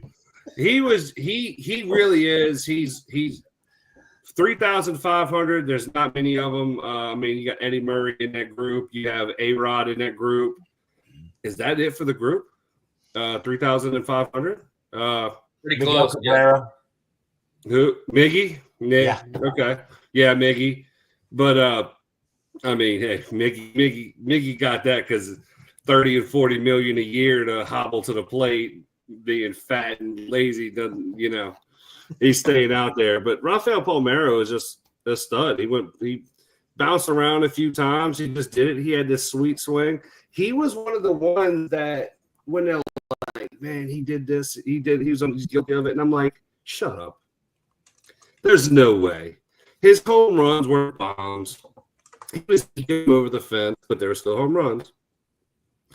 But good first baseman, good hitter. Like I said, 3,500. I mean, Yep. You could throw out some more stats just for Andy, because he loves them. But look, I don't know if it's the fact that it's 11:30 p.m. or the fact that we just keep railing off stats that's putting me to sleep. It's one of the two. Maybe it's 12:30 here. Hey, Buffaloes would still be open, and we'd be slurring by now. Kirk would be spitting dip on us. Hell yeah. Me in Ohio would be walking out of there like we just never mind. Yeah. We're gonna hit the brakes on that Hey, one. so Rafael Palmeiro, I love this pick. He's on my list for Benjamin. Dude, I had to. This was a tough pick for me because there's a couple other guys I wanted at this pick, and this was a tough one. Yep, there's still some good ones left, man. That's a great pick because he has both sides, and he was a great defensive player too. He played a little outfield, first base, kind of moved around a little bit, but mainly kind of made a finished. hell of a Viagra commercial. I mean, yeah. I forgot about that. Yeah. That alone should be Ohio. in the Hall of Fame. Come on, man. You got to keep that stuff in your back pocket. That is absolutely Now, true. wait. I will say this: one of the best 30 for 30s is that Thunder and Lightning Mississippi State. Oh, man. Yeah, it's a great. Yeah. That was a good one. Will Clark and Rafael Palmeiro, for everybody in the comments that doesn't know, they were both Mississippi State teammates. It was a great year for them. Man, that's a good pick, man. So, Andy, Andrewski, you up, right? I'm up. And, it took us this long, but we got here. Let's do it. Barry Bonds. Barry Bonds is my link for, everything we said before. Again, my favorite stat is that he lost to the Angels in the World Series. So, we got that there. But, no, in all seriousness, there's not a more dominant player. That's just a wild stat. You take 7 years away from this guy's career, and he still should be theoretically a first ballot Hall of Fame. Like one of those guys. It's just, it's wild, man. You could almost have, you can divide his stats in thirds and have 3 different players that have Hall of Fame careers. It's crazy to think about that stuff, the walks and everything. That the one thing that I will say, when he did hit the ball, again, to my criteria about being entertaining, when he did hit it, when he did have the opportunities, obviously he was entertaining. I hated watching the intentional walks all the time because it was just like, this just is, we're quitting on it. I know there's strategy and I get that there's different things, but from a viewer's standpoint, it was like, you don't want to see that. I want to see this guy rip him. Exactly. I want to see him rake. That's it. Dude, Yeah, that's all I want. I've got the most obscure stat ever for him. Yeah. He has the longest plate appearance streak without an official at bat. Because he got walked so many times in a row. 57 plate appearances without an at bat because of all of the walks. And he still did what he did. That's just insanity. You talk about what ifs. Just what if a couple more pitchers pitched his way? You know what I mean? Like, he's already leaps and mountains above. And I know that we're making Dan mad with all of this talk. What will be your new? Actually, I do have another one, The Girl Dad. If you want to go check that out, give it a sub. We're almost to 100 subs. Got a new pumpkin spice video coming out soon. So anyway, no. What will be your new YouTube channel? I mean, look, it doesn't matter how much. Dan, sorry, I've never met you, don't know you. Here's the thing: it doesn't matter how much you hate. Dan is an Oakland guy, so okay, I get that. But it doesn't matter how much you dislike, a human being or whatever. But you still got to give them mad props. There's plenty of Michigan players that I hate, but you still give them props. There's plenty of Red Sox players that Kirk hates, but you still give them props. There's like two that he'll give props. Barry Bonds, man. It's Barry Bonds. I got 3 Red Sox on this list, Andy. Yeah, I mean, it's Barry Bonds. Like, what are you gonna? You can't say anything about it. It's just. I don't think the story of baseball can be told without Barry Bonds, and really can't be told without any of these steroid era guys. If you take that out of baseball, like you said, Paul, earlier, it was dead, right? I mean, like, it just where are we at now? And I know, like, we have this. We've come to the other side of it, I guess, to an extent or whatever, but I don't know. It's you can't tell the story of baseball without these guys, and I think that in itself, the fact that you can't tell the story and they're not in the Hall of Fame, is an injustice to the game, really. Exactly. Barry is throwing shots. Yeah, no, they are. I will 100% tell you, my kids are cooler than me, which is why they have Hey, so let me just jump in here, and we're gonna get through the rest of this show pretty quickly, I think. So my pick is let me scroll back up in the long list of stats I have here, Andy. All right, I'm gonna take a nap. What? I'm gonna go take a nap now. Oh, go take a nap. I had like 300 crazy stats for this guy, and then I just erased them and said, this is all you need. Wait, but I'm not going Bonds. I'm going Pete Rose, bro. Let me give you some of these. Pete Rose, 4,256 hits, first in history. 3,562 games played, most in history. 14,000 plus at bats, most in history. Switch hitting record, seasons with 200 plus hits, 10 of those. Consecutive seasons with 600 plus plate appearances, 17 of them. 7 times in his career, he led the league in hits. 65, 68, 70, 72, 73, 76, and 81. Career doubles, most.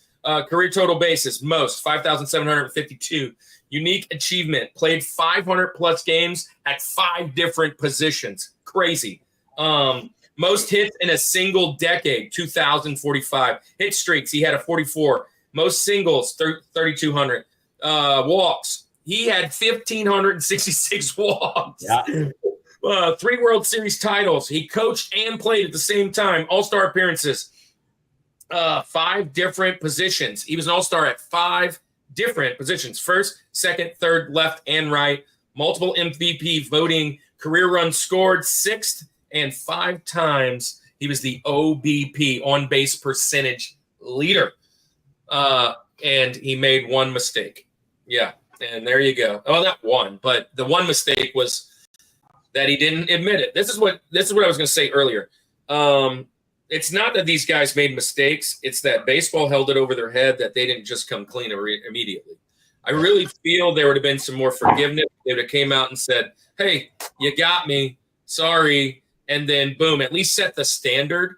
The problem with Pete was he was the first ever with the gambling side. They really didn't know what to do, and they threw that big thing out, and they had to kind of stick to it. We went through multiple different commissioners and other things. I think somebody could have really backed out of that and been like, hey, it's been long enough, especially after watching the Heisman thing come back and all that stuff. Like, there's been some redacted with this NIL and the college side of things. It could have been like, and now that there's betting on baseball, there could have been some redacting and said, all right, look, we've lived long enough.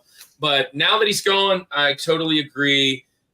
Everybody that said it, he'll probably be in the Hall shortly. So Pete Rose, to me, is first ballot snub. Here's the deal. Barry puts will there ever be another player manager in baseball? I think I talked about this in a more, and maybe it's not a thing I hate about it. It's just so silly that the managers wear the uniform. It's always weird to me. Can you imagine a football coach putting on pads and a helmet and everything, standing on the sideline, making Andy Reid sitting over in the equipment, looking like he did in the punt pass kick competition back in the day. Yeah. Or you've got basketball wearing like what in the world? It's so traditional, and I understand that, and I get there's little quirks about baseball that maybe you don't get in other things, but anyway, it's just a funny thing. Yeah, obviously Pete Rose it's just upsetting that it has to take somebody, and now we don't know, right? We can all assume that they do the right thing and induct him after, but who knows? I mean, I wouldn't put it past MLB to. Now, I'm just curious, side note, if you are Rose's family, how do you receive that? You don't. You're right. Yeah. Do you decline it? Yeah, I think so. No, you go up there, you accept it, and you say thank you, and walk off the stage. I want to hear what is nothing. Rip the mic off and do a mic drop. It's like bye. I get Pat McAfee to go up there and do my announcement for me. You know what I mean? If you're just going to do it, stick it to it. And if anyone's going to do it, it'd be McAfee. So yeah, for sure. He has no reason to be there other than entertainment. I want to hear him. Right. All right, man. Let's go. Last round. Who's the number one most snubbed guy? Go ahead and crush more me. Oh, wait. No explanation needed. Pete Rose, greatest hitter. Pete Rose, yes. It's just, look, yeah, we've covered it, and I'll take 30 seconds to say this. I don't know that if I've ever seen a baseball player play with as much stupidity, heart as that guy. Running, sliding, diving, crashing into catchers, did not give a shit. Charlie Hustle. Sorry, cursed. My bad. First time. I made it through 1.5 Rushmore shows without cursing. We made it an hour and a half. Yeah. I'm sorry. Rushmore. You're good, man. My bad. Your nickname is Charlie Hustle, and you do everything that we were taught since little kids. You don't look at where you hit the ball. You hustle out a ground ball. When you're on first, you hustle. Like this dude was in the major leagues doing the same stuff that we were doing as little leaguers. I will say this though, hands down, worst haircuts in person in man history. Yeah. What goes through those people's heads when they think about that? This is what I'm going to go out into the world with. Dude, hey, what do you tell the barber? I would like you just to butcher me. Like, hey, look, man, I'm going to be on TV, commercials. Yeah, it's like Pete Rose, Davis, and Mo. Right. Dude, worst haircut. Sorry, worst haircut. Greatest nickname, greatest player. Just, that's it for me. Worst haircut is Mark Davis, Raiders. Yeah, Mark Davis, bro. What is he doing? We know you have. You own the Las Vegas Raiders. You have a little bit of coin in your pocket, right? You can afford it. Likes him because he looks good.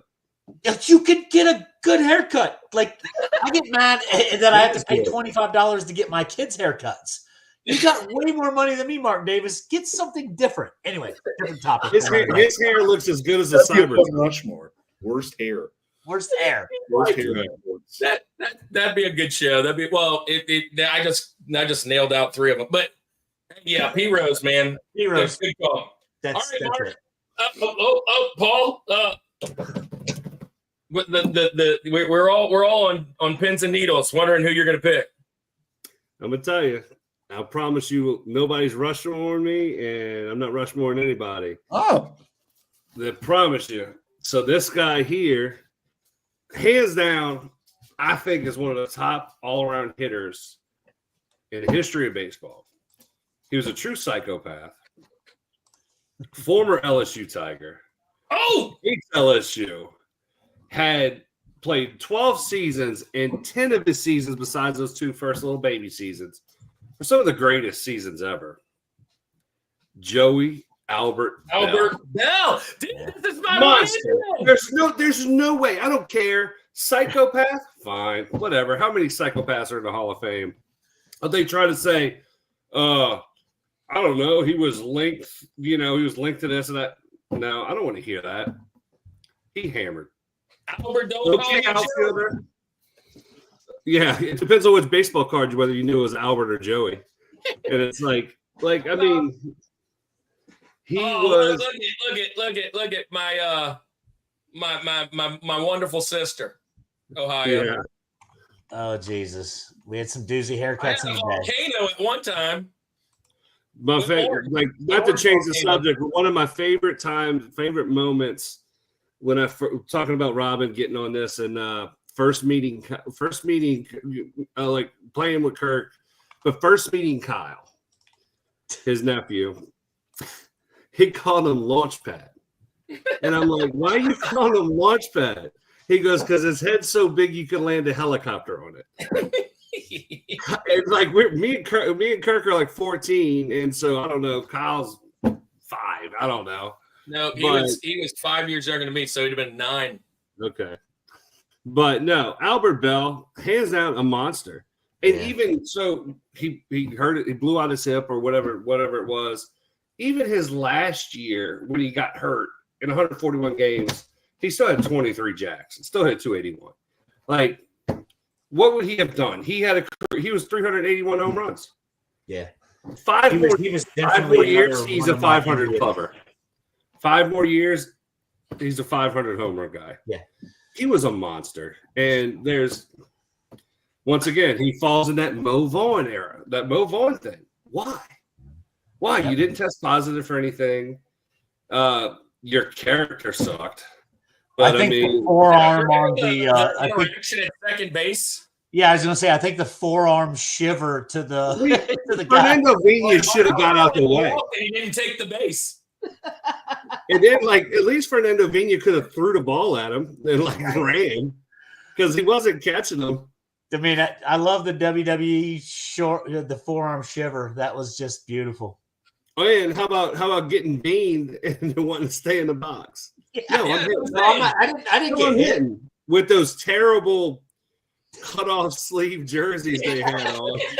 He just flat out said, "I didn't get hit on that pitch. I'm staying."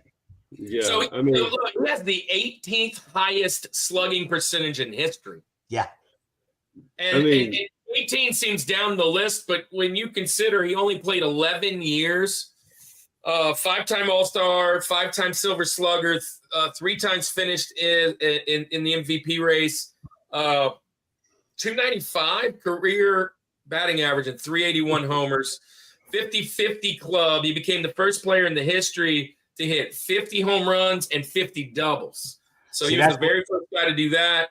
Right. You remember way back at the beginning, I told you I was going on the Indians and just figuring them out and whatever else. I mean, that's obviously that's one of them. So in 1995, he finished in second place in the MVP voting, Paul, to Mo Vaughn. So I mean, just a dog. I mean, what you gonna do? Seasons of 30 home runs and 100 RBIs. Albert, don't call me Joey Bell. I on my list. His 162 game average over his career, he had 40 jacks and 130 RBIs. So. Going back, this guy played in that Winn-Dixie Challenge for LSU back in the day. And my favorite game one of my favorite games of all time, at least back then, was Baseball Stars. And I would always make the LSU Tigers, and my number 4 hitter was Albert Bell. And so, Joey was it had to be Joey because he only had so many letters. So I don't know, what is once again, what's the criteria? I mean, how many years do you need to play? Do you need to, if we're talking about character, then let's start taking people out. Yeah, So you go to character and the cheating, and we've talked about the steroid errors and all that good stuff. And Yeah. have you guys watched any of the stuff with Greg Maddux, like where they're talking about him as a pitcher and this and that and whatever? And if a catcher caught a ball off the dirt and it scuffed it a little bit, he wanted that ball back because he could get a 100%. little bit off that scuff, and then he could make a pitch move a little bit more. So yeah, what the steroids is, everybody sees as cheating. Everybody sees some of the old pitchers with the grease on their hats and whatever throwing pit, but like the scuff on a baseball, it's the same thing to me. Yep. Mm-hmm. Yeah, I mean, there's steroids pitchers can take to not beef up. Just they could take Winstraw just to heal quicker. Right. I mean, this was in my my least favorite things is the dimensions of baseball fields, right? I mean, listen, just based on the dimensions, you have a higher percentage of hitting bombs too. If you're, you got one that's like, and you're a lefty because it's 306. Yeah, and I'm not saying that has the same effect as steroids, right? But I'm just saying there's inconsistencies everywhere that can change things up. I mean, based on where you play, based on what left-handed, left and right. I mean, some of my favorite players. And that's the thing is like you give the Colorado guys. Todd Helton was a hitter. Larry Walker, Nolan Arenado, they were hitters, but I mean, also Larry Walker, Andre Scalaraga. Those guys love being out there in Colorado, bro. Yeah. DJ LeMahieu. Yeah. I mean, I don't know. But they still had good pick, man. I love these picks. This is what makes this show. This is what makes this topic so fun on the show. So, Andy, who you got finishing up? All right. Well, we got to stay ready for it. I'm going with Joey. No, I'm just kidding. I'm not doing that. I am going with Mark McGwire. This is again. I already had Sosa on there. We had the 1-2 punch of the back and forth, and everything. I was wondering. I was like, going Sosa, not McGwire. I like. Yeah, no, I had to put McGwire in there too, man. I mean, this is just what made it fun for me. For whatever reason, I was just, I was just drawn to. I mean, he, I don't know. I was just drawn to that and winning that back and forth battle there too. But yeah, he made this fun, man. He made baseball fun for me. Again, one of those ones I'm not going to talk about for very long. We've talked about it plenty enough, but he should be in the Hall of Fame. What they mean, all of these people, what they mean to baseball and the impact that they've had on it. It's insane. So I will have now made it through my entire list without mentioning a single stat. So I'm here. I'm here for it. And I did it. Well, and I don't have to give you stats. You just watch my stats. You hit 400. My stats are the two eyes that I watched this game with. That guy's a Hall of Famer. That guy's one of the best players. Right. I mean, that's all it takes for me. So if you're splitting hairs and you want to use whatever acronym stat you want to use, and you have to use that to put one over another, but you don't have to use that to see that Mark McGwire is the guy. I mean, so Andy, you may like this. I don't know if you know this. Mark McGwire recruited as a pitcher. Yeah, there you go. And they were like, you're not that good. We're going to first. You're going to drop bombs, bro. Yeah, you're going to drop bombs. Chicks dig the long ball.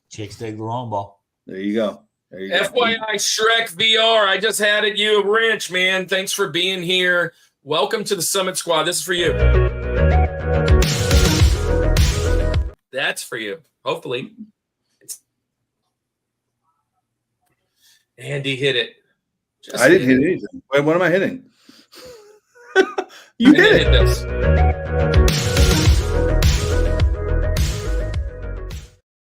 You got it twice. There. Twice. Got in there twice. And then now it's my turn. I'm going to hit this. Man, of course you knew I was going to do it. It's Barry Bonds. Barry Bonds is the greatest baseball player in my mind that I've ever seen. He's not my favorite baseball player of all time. He is not the greatest baseball player right now. He's not the greatest baseball player that lived 600 years ago. In my eyes, he was the greatest player that I ever seen play. And we were talking about stats. And Andy, I know you're not a stat guy, but I have an absolute list for this guy really quickly, and then we can move on because we are done with our tops. So look, 762 career home runs, all-time leader. 73 home runs in a season, the leader. 7 MVPs, the leader. The 232 walks in a season, leader. 120 of them were intentional, leader. 609 on-base percentage, leader. Slugging percentage over 800 in a season twice, 863 and 812. 688 intentional walks. That's nearly double the next guy, the 500, 500, the 400, 400, the 300, 300. Single season OBP, that's slugging plus on-base percentage, is 1.400. That's 1,422. That's insane. Walks with bases loaded. He walked with bases loaded. Buck Showalter, give him the base. Let's give him the run. We'd rather that than a grand slam. Most consecutive seasons with 30-plus home runs, 13. Most career WAR, 162.8 as a position player. Career OPS, over 1,000. No-hitter breaker. Here's one. He broke up 7 different no-hitters as a hitter. That's crazy, because as a no-hitter, you got to pitch to him, right? I mean, like, whatever. Historic base percentage at 42. At 42, he had a .4. He had a 480. He had 10 gold gloves. He played defense too. Only player with 40-40 twice. Father and son, most home runs ever. Him and his dad, 1,094. Longest plate appearances and World Series appearance. This one's for you, Andy. He only was in the World Series once, and they lost in 7 games. But in that little stat that matters tonight, World Series, he hit 471 with 4 jacks and a 1.99. They didn't lose because of him. They did not lose because of him. Oh, they didn't Barry win Bonds. because of him either. Barry Bonds. But Yeah, we already talked enough about him. There's all the stats. Those are crazy. Probably find a bunch more. It's getting late. Let's jump into the Benjamins. So let's get this party started. A little time for our honorable mentions.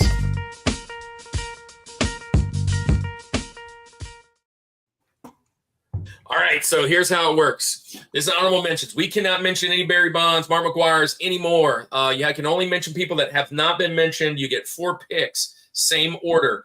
Ohio, you're going to go first.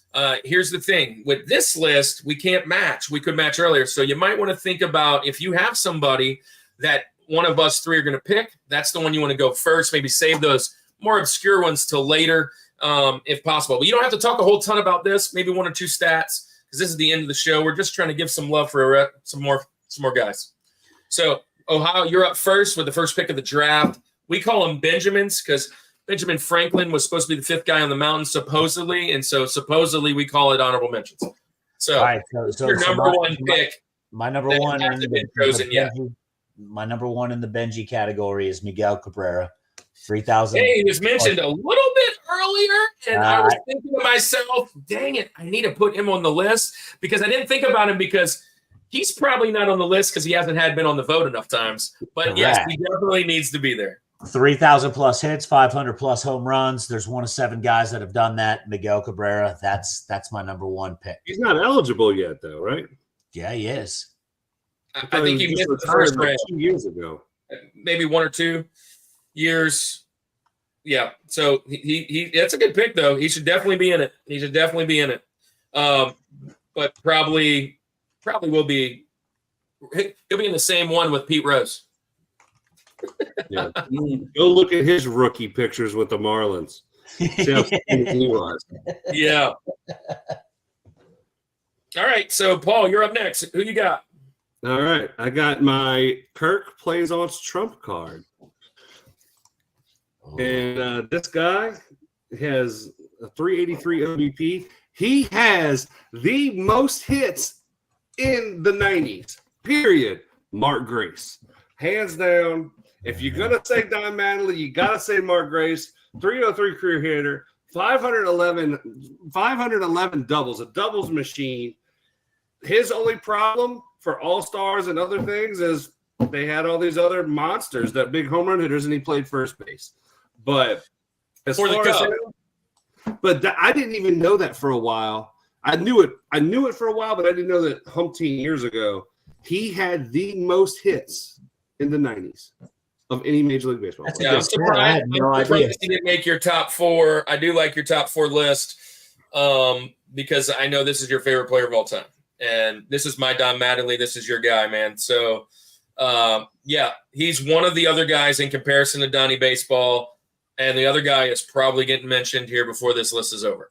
So I'm calling the Vatican and nominating Paul for sainthood. Jesus, Dan. If you only, I need it. I need it, bro. I need it. If you only knew, Dan. If you only knew.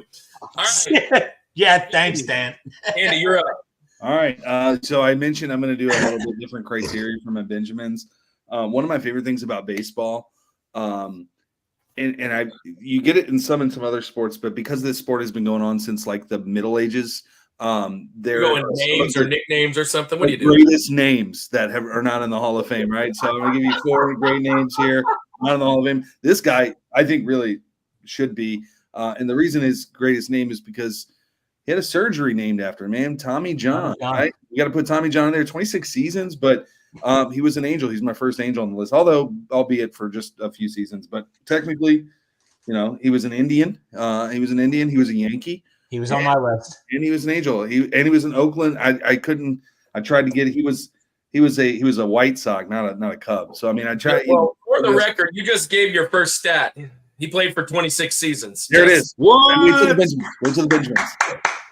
There's a number, guys. I put a number out there. Yeah, Tommy John was definitely on my list because of the name.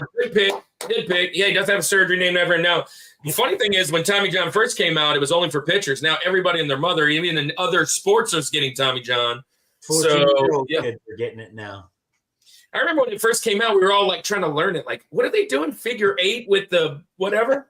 Right. Anyways, all right. He played in 4 different decades. There's another stat for you. 4 different decades he played in. How crazy is that? That's crazy. That's crazy. Like Jamie Moore-esque right there. Like whatever. So yeah, there's not many people that are more hated than my guy right here. I'm going with another Yankee, a Ranger, a Mariner. I'm going with A-Rod. 696 homers, 2,086, 4th all time in RBIs, hits over 3,000. Yeah, there he is. 2 Gold Gloves, 10 Silver Sluggers, multiple MVPs, and 1 slap to a Boston Red Sox that cost us a World Series. Yes, he does. The only reason he shouldn't be in the Hall of Fame is because of J-Lo. Well, at this point, J-Lo might keep us all out of the Hall of Fame. What's coming up soon? So yeah, exactly. Perfectly mentioned during this, all about the Benjamins time frame. So, and then my next guy, hey, I was honestly kind of shocked that this guy wasn't in. For whatever reason, I thought he was, and then going through it, I was like, dang, he isn't in. But 10 Gold Gloves, 434 career homers, 1,289 RBIs, 1,900 hits. Andrew Jones. He's one of the most talked about guys that isn't. Like, they bring him up all the time. They're like, how? How is he not? Because he was a Yankee for a blip at the end of his career and sucked.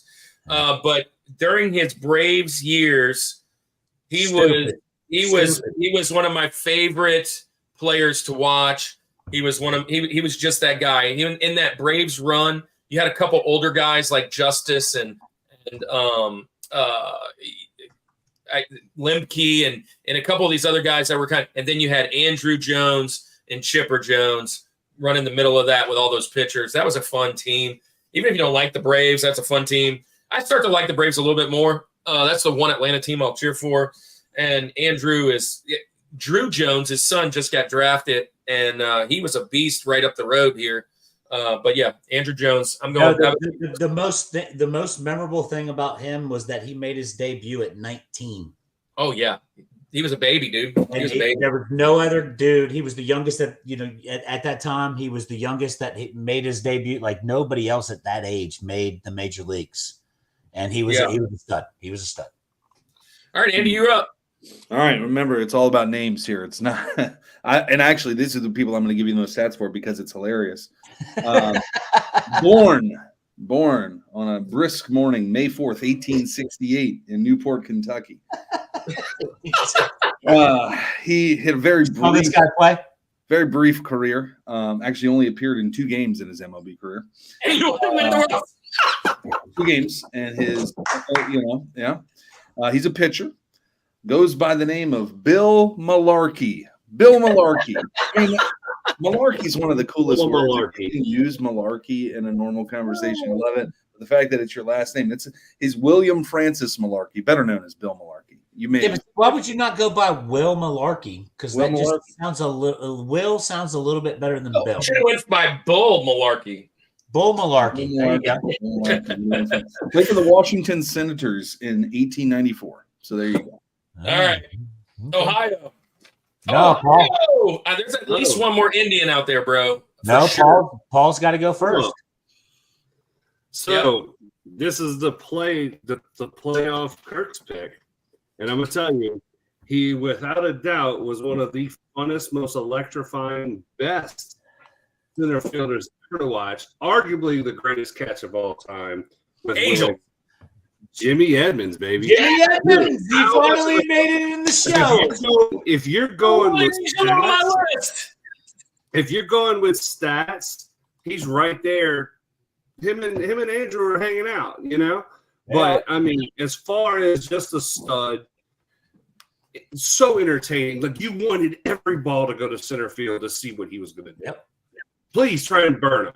Play in like Ben Cannell playing outfield and softball, right? It nauseates me that I just gave Ben Cannell some props, but I just had a mind bend right there. Yeah, Jim Edmonds, Ben Cannell, same player. Ben had better hair. Yeah, but yeah, that's my dude, Jim Edmonds, man, stud. He's got the stats. He's got the Gold Gloves. Hey, I just want to throw a shout out to the 9 people still hanging out with us at midnight. Hell yeah! This is our first show that's gone on the 2 days. We're on 2 days now. Well, I'm on 1, so I've been at 2 days. We just crossed over. Oh, all right. So we gotta speed this up. That's a great pick, Jim Edmonds. He was on my list. My one Angel on my list. There might be some guys that played for the Angels down later in their career, but yeah. All right, Brian, you got back to back. Back to back. So I had absolutely no idea that Carlos Delgado was not in the freaking Hall of Fame. Hammers. 473 home runs, 1,512 RBIs. Like, are you kidding me? That's the guy that I told you is Don Mattingly. He played for a terrible Toronto team for a long time.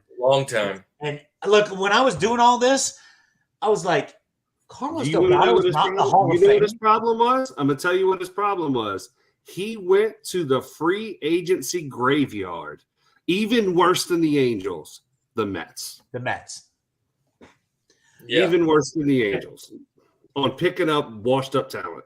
Yeah, no, I mean, I honestly, I thought that he was American. One of the things that I would just like to share is how the Hall of Fame is voted for and how someone can get voted out like in the first year. Yeah, if you don't have 5% of the vote. And that's kind of what happened. Carlos Delgado, 2 guys that made it one time on the ballot and never got back on the ballot because they didn't make 5%. I mean, I feel like, I feel like if you get any percent on the first ballot, you should be able to stay until it's over and done with. So, yeah. All right, man, you get another one. All right, is this my last? You're going to have 2 more. You're After Delgado, I got 1 more. Mm-hmm. No, you got 1 more, and then this you're starting the 3rd round, and you got a 4th round pick too. Oh yeah, then I got my 4th round pick. All right, so I'm just going to go ahead and my 3rd round is going to be my boy Man Ram. It's got to be. There he is. That's the other. Yeah, that's the Indian. One of the greatest hitters ever.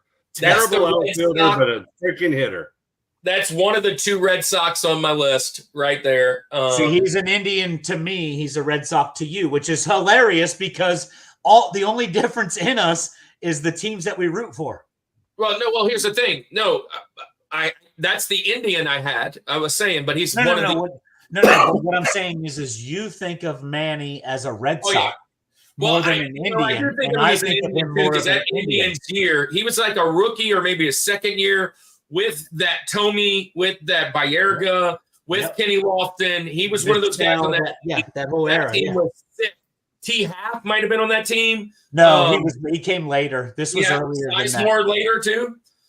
Yeah, Hafner was later. This was Manny played left in 96, 97, 98, that era there. So Half and Sizemore were like early 2000s, right? Yes. Yeah. So anyways, those are good teams, man. No, but I mean, for sure. He is an Indian to me. Like I get it. He did more with the Red Sox, when it comes to like the home runs and everything else, but I'll just say this, with that pick, that was my next guy off the list. That's a good grab. He was my next guy coming up. He was my next one. Oh, he was your next one. Yeah. All right. So you're up. All right. So this will be a Kirk loving guy right here. Uh-oh. This is a prime example of politics not letting you in the call. Oh, I hate this guy. He's on my list though. Kurt Schilling. I mean, dominant. That's the I can't stand him. I hear you. But I mean, because he deserves it. Wow, you voice your opinion on things, and now you don't get voted on. Yep. And look, the reason I don't like him, I like his politics. The reason I don't like him that's why is because of the sock and the bloody sock. And I don't like him because of the Randy Johnson duo he had in Arizona. And I don't like him because he spoke his mind and he hated the Yankees. I mean, I'm just being honest. But Kirk, is that not the greatest duo ever, Major League Baseball? Yeah, him and Randy. He also had ties with a lot of those guys. He wanted to talk all that trash about all those people with the steroids, right? And then he got hurt, and then they were like, or not hurt, but he got, the politics thing. And then they were like, well, we don't let these guys in. He talks about them. What about this guy? And so I think he should be in. 100% he should be in. I don't like it, but he should be in. Yep. Good pick. Andy, what's your next best? I can't believe, Kirk, that you didn't mention this guy, right? He's a well-known Yankee, and I might be taking him from you. Born he's like Bull Malarkey. September 22nd, 1890, in Cleveland, Ohio. He's actually also played for the St. Louis Browns. There you go. Have 4 seasons of 20 or more wins. He's known for being on the 1927 Yankees team. It's often called Murderer's Row, which is considered one of the greatest baseball teams of all time. Also, one of the best names of all time. I'm going with Urban Shocker. Urban James Shocker. That's a shocker.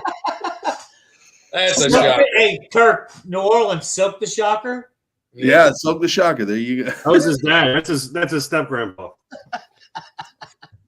It actually says he was known as one of the best pitchers of his era. So believe it or not, Dude, Andy, I'm loving these names. These are awesome. It's great. I've done this in order of the names that I've liked. So the next one's going to be my favorite one. All right. So here you go.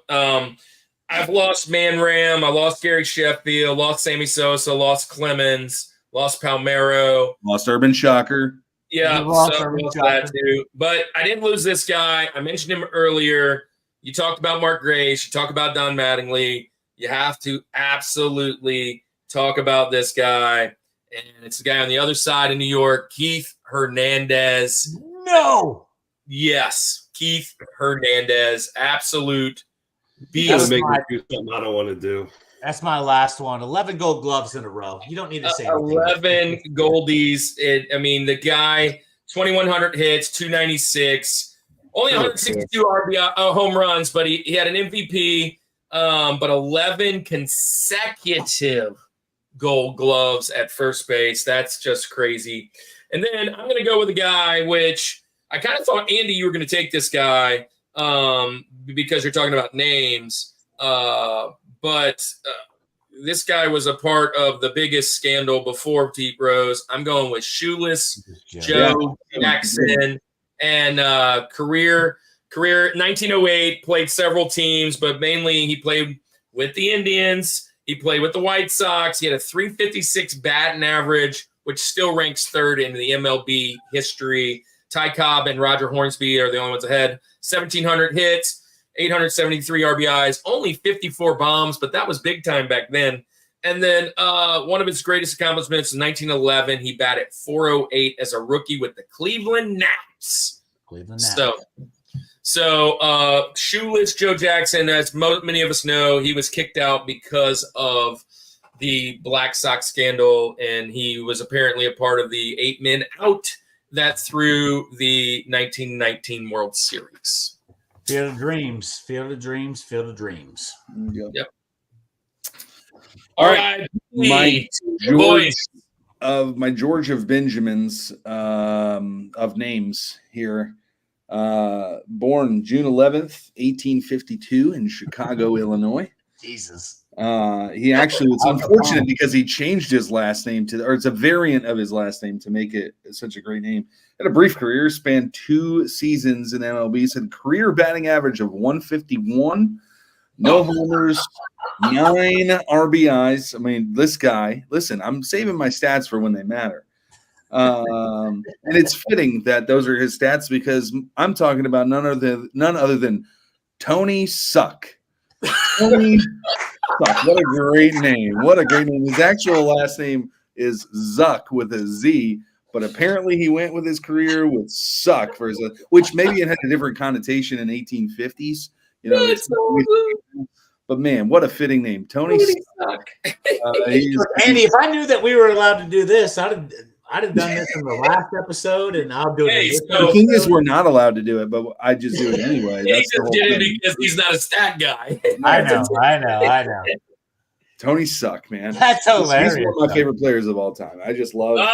All right, so finish your mountain, Ohio, Paul, and then Ohio.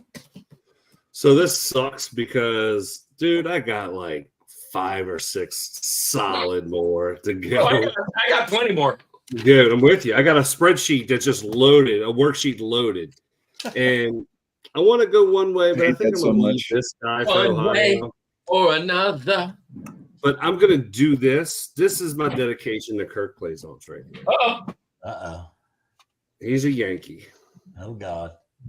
And he's only, this is another guy that falls with my theme, though. Is he a Met, too? That longevity killed his career. And he's an older player, and I'm going Thurman Munson. Thurman Munson. I said his name. One of the best catchers in the league during his era. Thurman Munson. And I mean, well, I'm sorry, your plane crashes and freaking. I mean, for his era, he was one of the guys.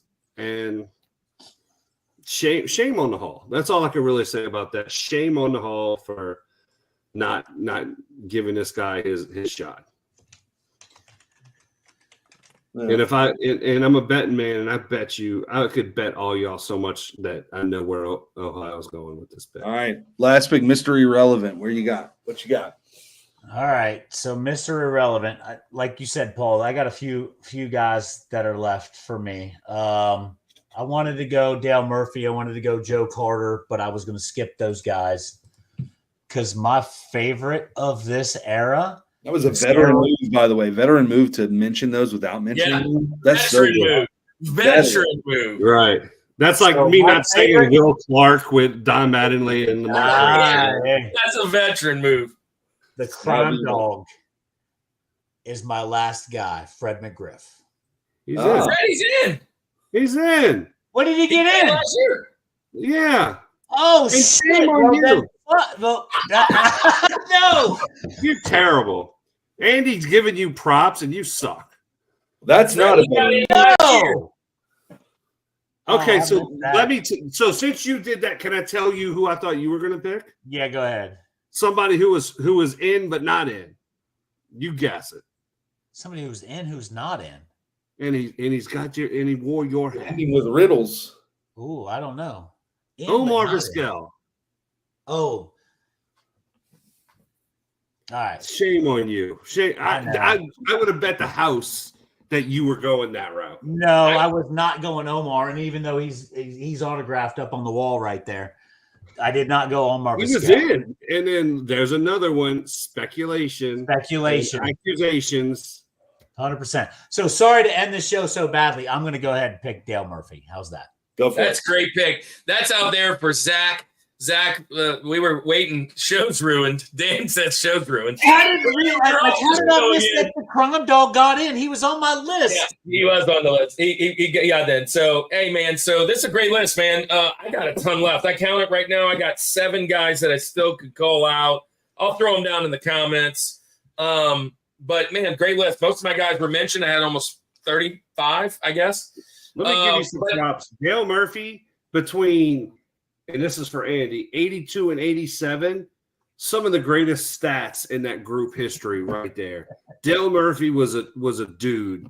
Like, he was legit, man. He really was. Dale Murphy was a big guy. And look, let's just throw this out there. And I don't say this very often, but the 80s Yankees were awful. And so were the Cubs, and so were the Braves, and so were the Indians, so were the Blue Jays. And a lot of these guys were mentioned played for really bad teams, dude. They were just good players for really bad teams. And not getting those chips were a big deal. And then, of course, all the other things that came involved with the steroids or the controversies and all that kept a lot of these guys out. But, man, drugs is another one. Drugs is another one that kept people out. That, like, to add with that, like, watching as much BS I watch in, like, YouTube and this and the other, people from the 70s and 80s era talk about this one guy I'm about to mention as the best player in the league, but the booger sugar got him, Dave Parker. Yeah. They said I almost put Strawberry. Yeah, so he was a potential name for me because Strawberry's just fun. Go look at Doc Gooden's stats. Doc Gooden still has the stats. I had 2 separate lists. If I didn't do the name thing, I had like a legitimate list for Benjamins too. And the only one that wasn't taken from my list is a Yankee. And because I loved hearing this guy's name called on PlayStation 2 on the game when I would play this, or no, maybe it was PS1. Yeah, I think either way, was Jorge Posada. Jorge Posada. It's a fun name. It's a fun name. Anyway. I like that pick too. All right, well, guys, 6 guys still hanging around. It's 1 a.m. over here on the East Coast. Appreciate you guys being here. This is another one of those shows, man. We had a blast. We got 2 more to go in sports, and then we're kicking off food. If you want to be on the food episodes, we'd love to have you. Dan, Barry, any of you guys out there where I'm booking folks now. I got a couple of them locked in. But we want to do top 4 chips, top 4 sauces. We're doing top 4 anime foods. We got all kinds of stuff coming up. The next 2 months after that is food, and then we jump into video games. Video games is already booked in January and February. And then right after that, in March and April, we'll be looking for music. We got a couple people that want to come back on for music, and then obviously movies.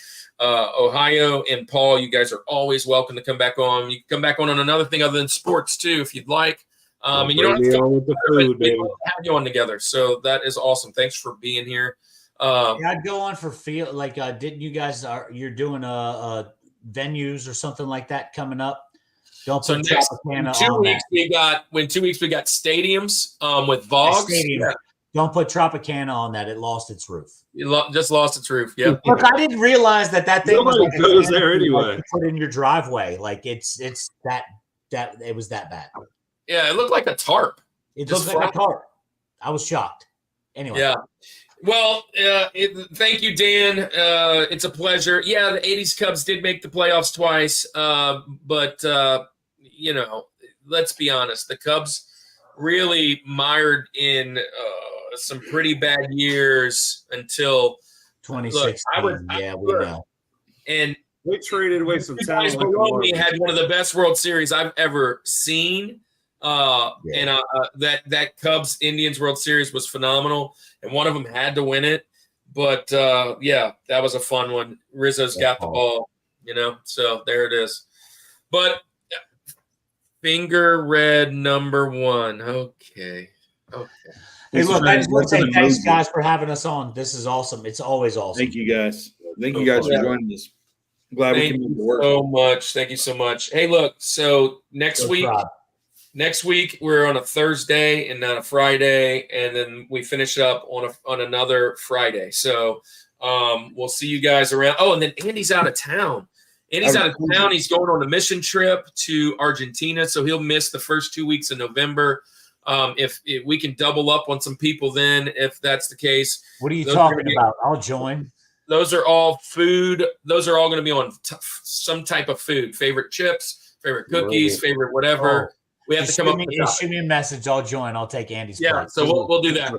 So all right, Andy. We'll tell everybody good night, and we'll get out of here. Well, hey, let's say good night like we always do. Let's say good morning, I guess, for some people. But anyway, this is the Rushmore Show, where it's all about your top four. Top four. And nothing more. And nothing more. Peace.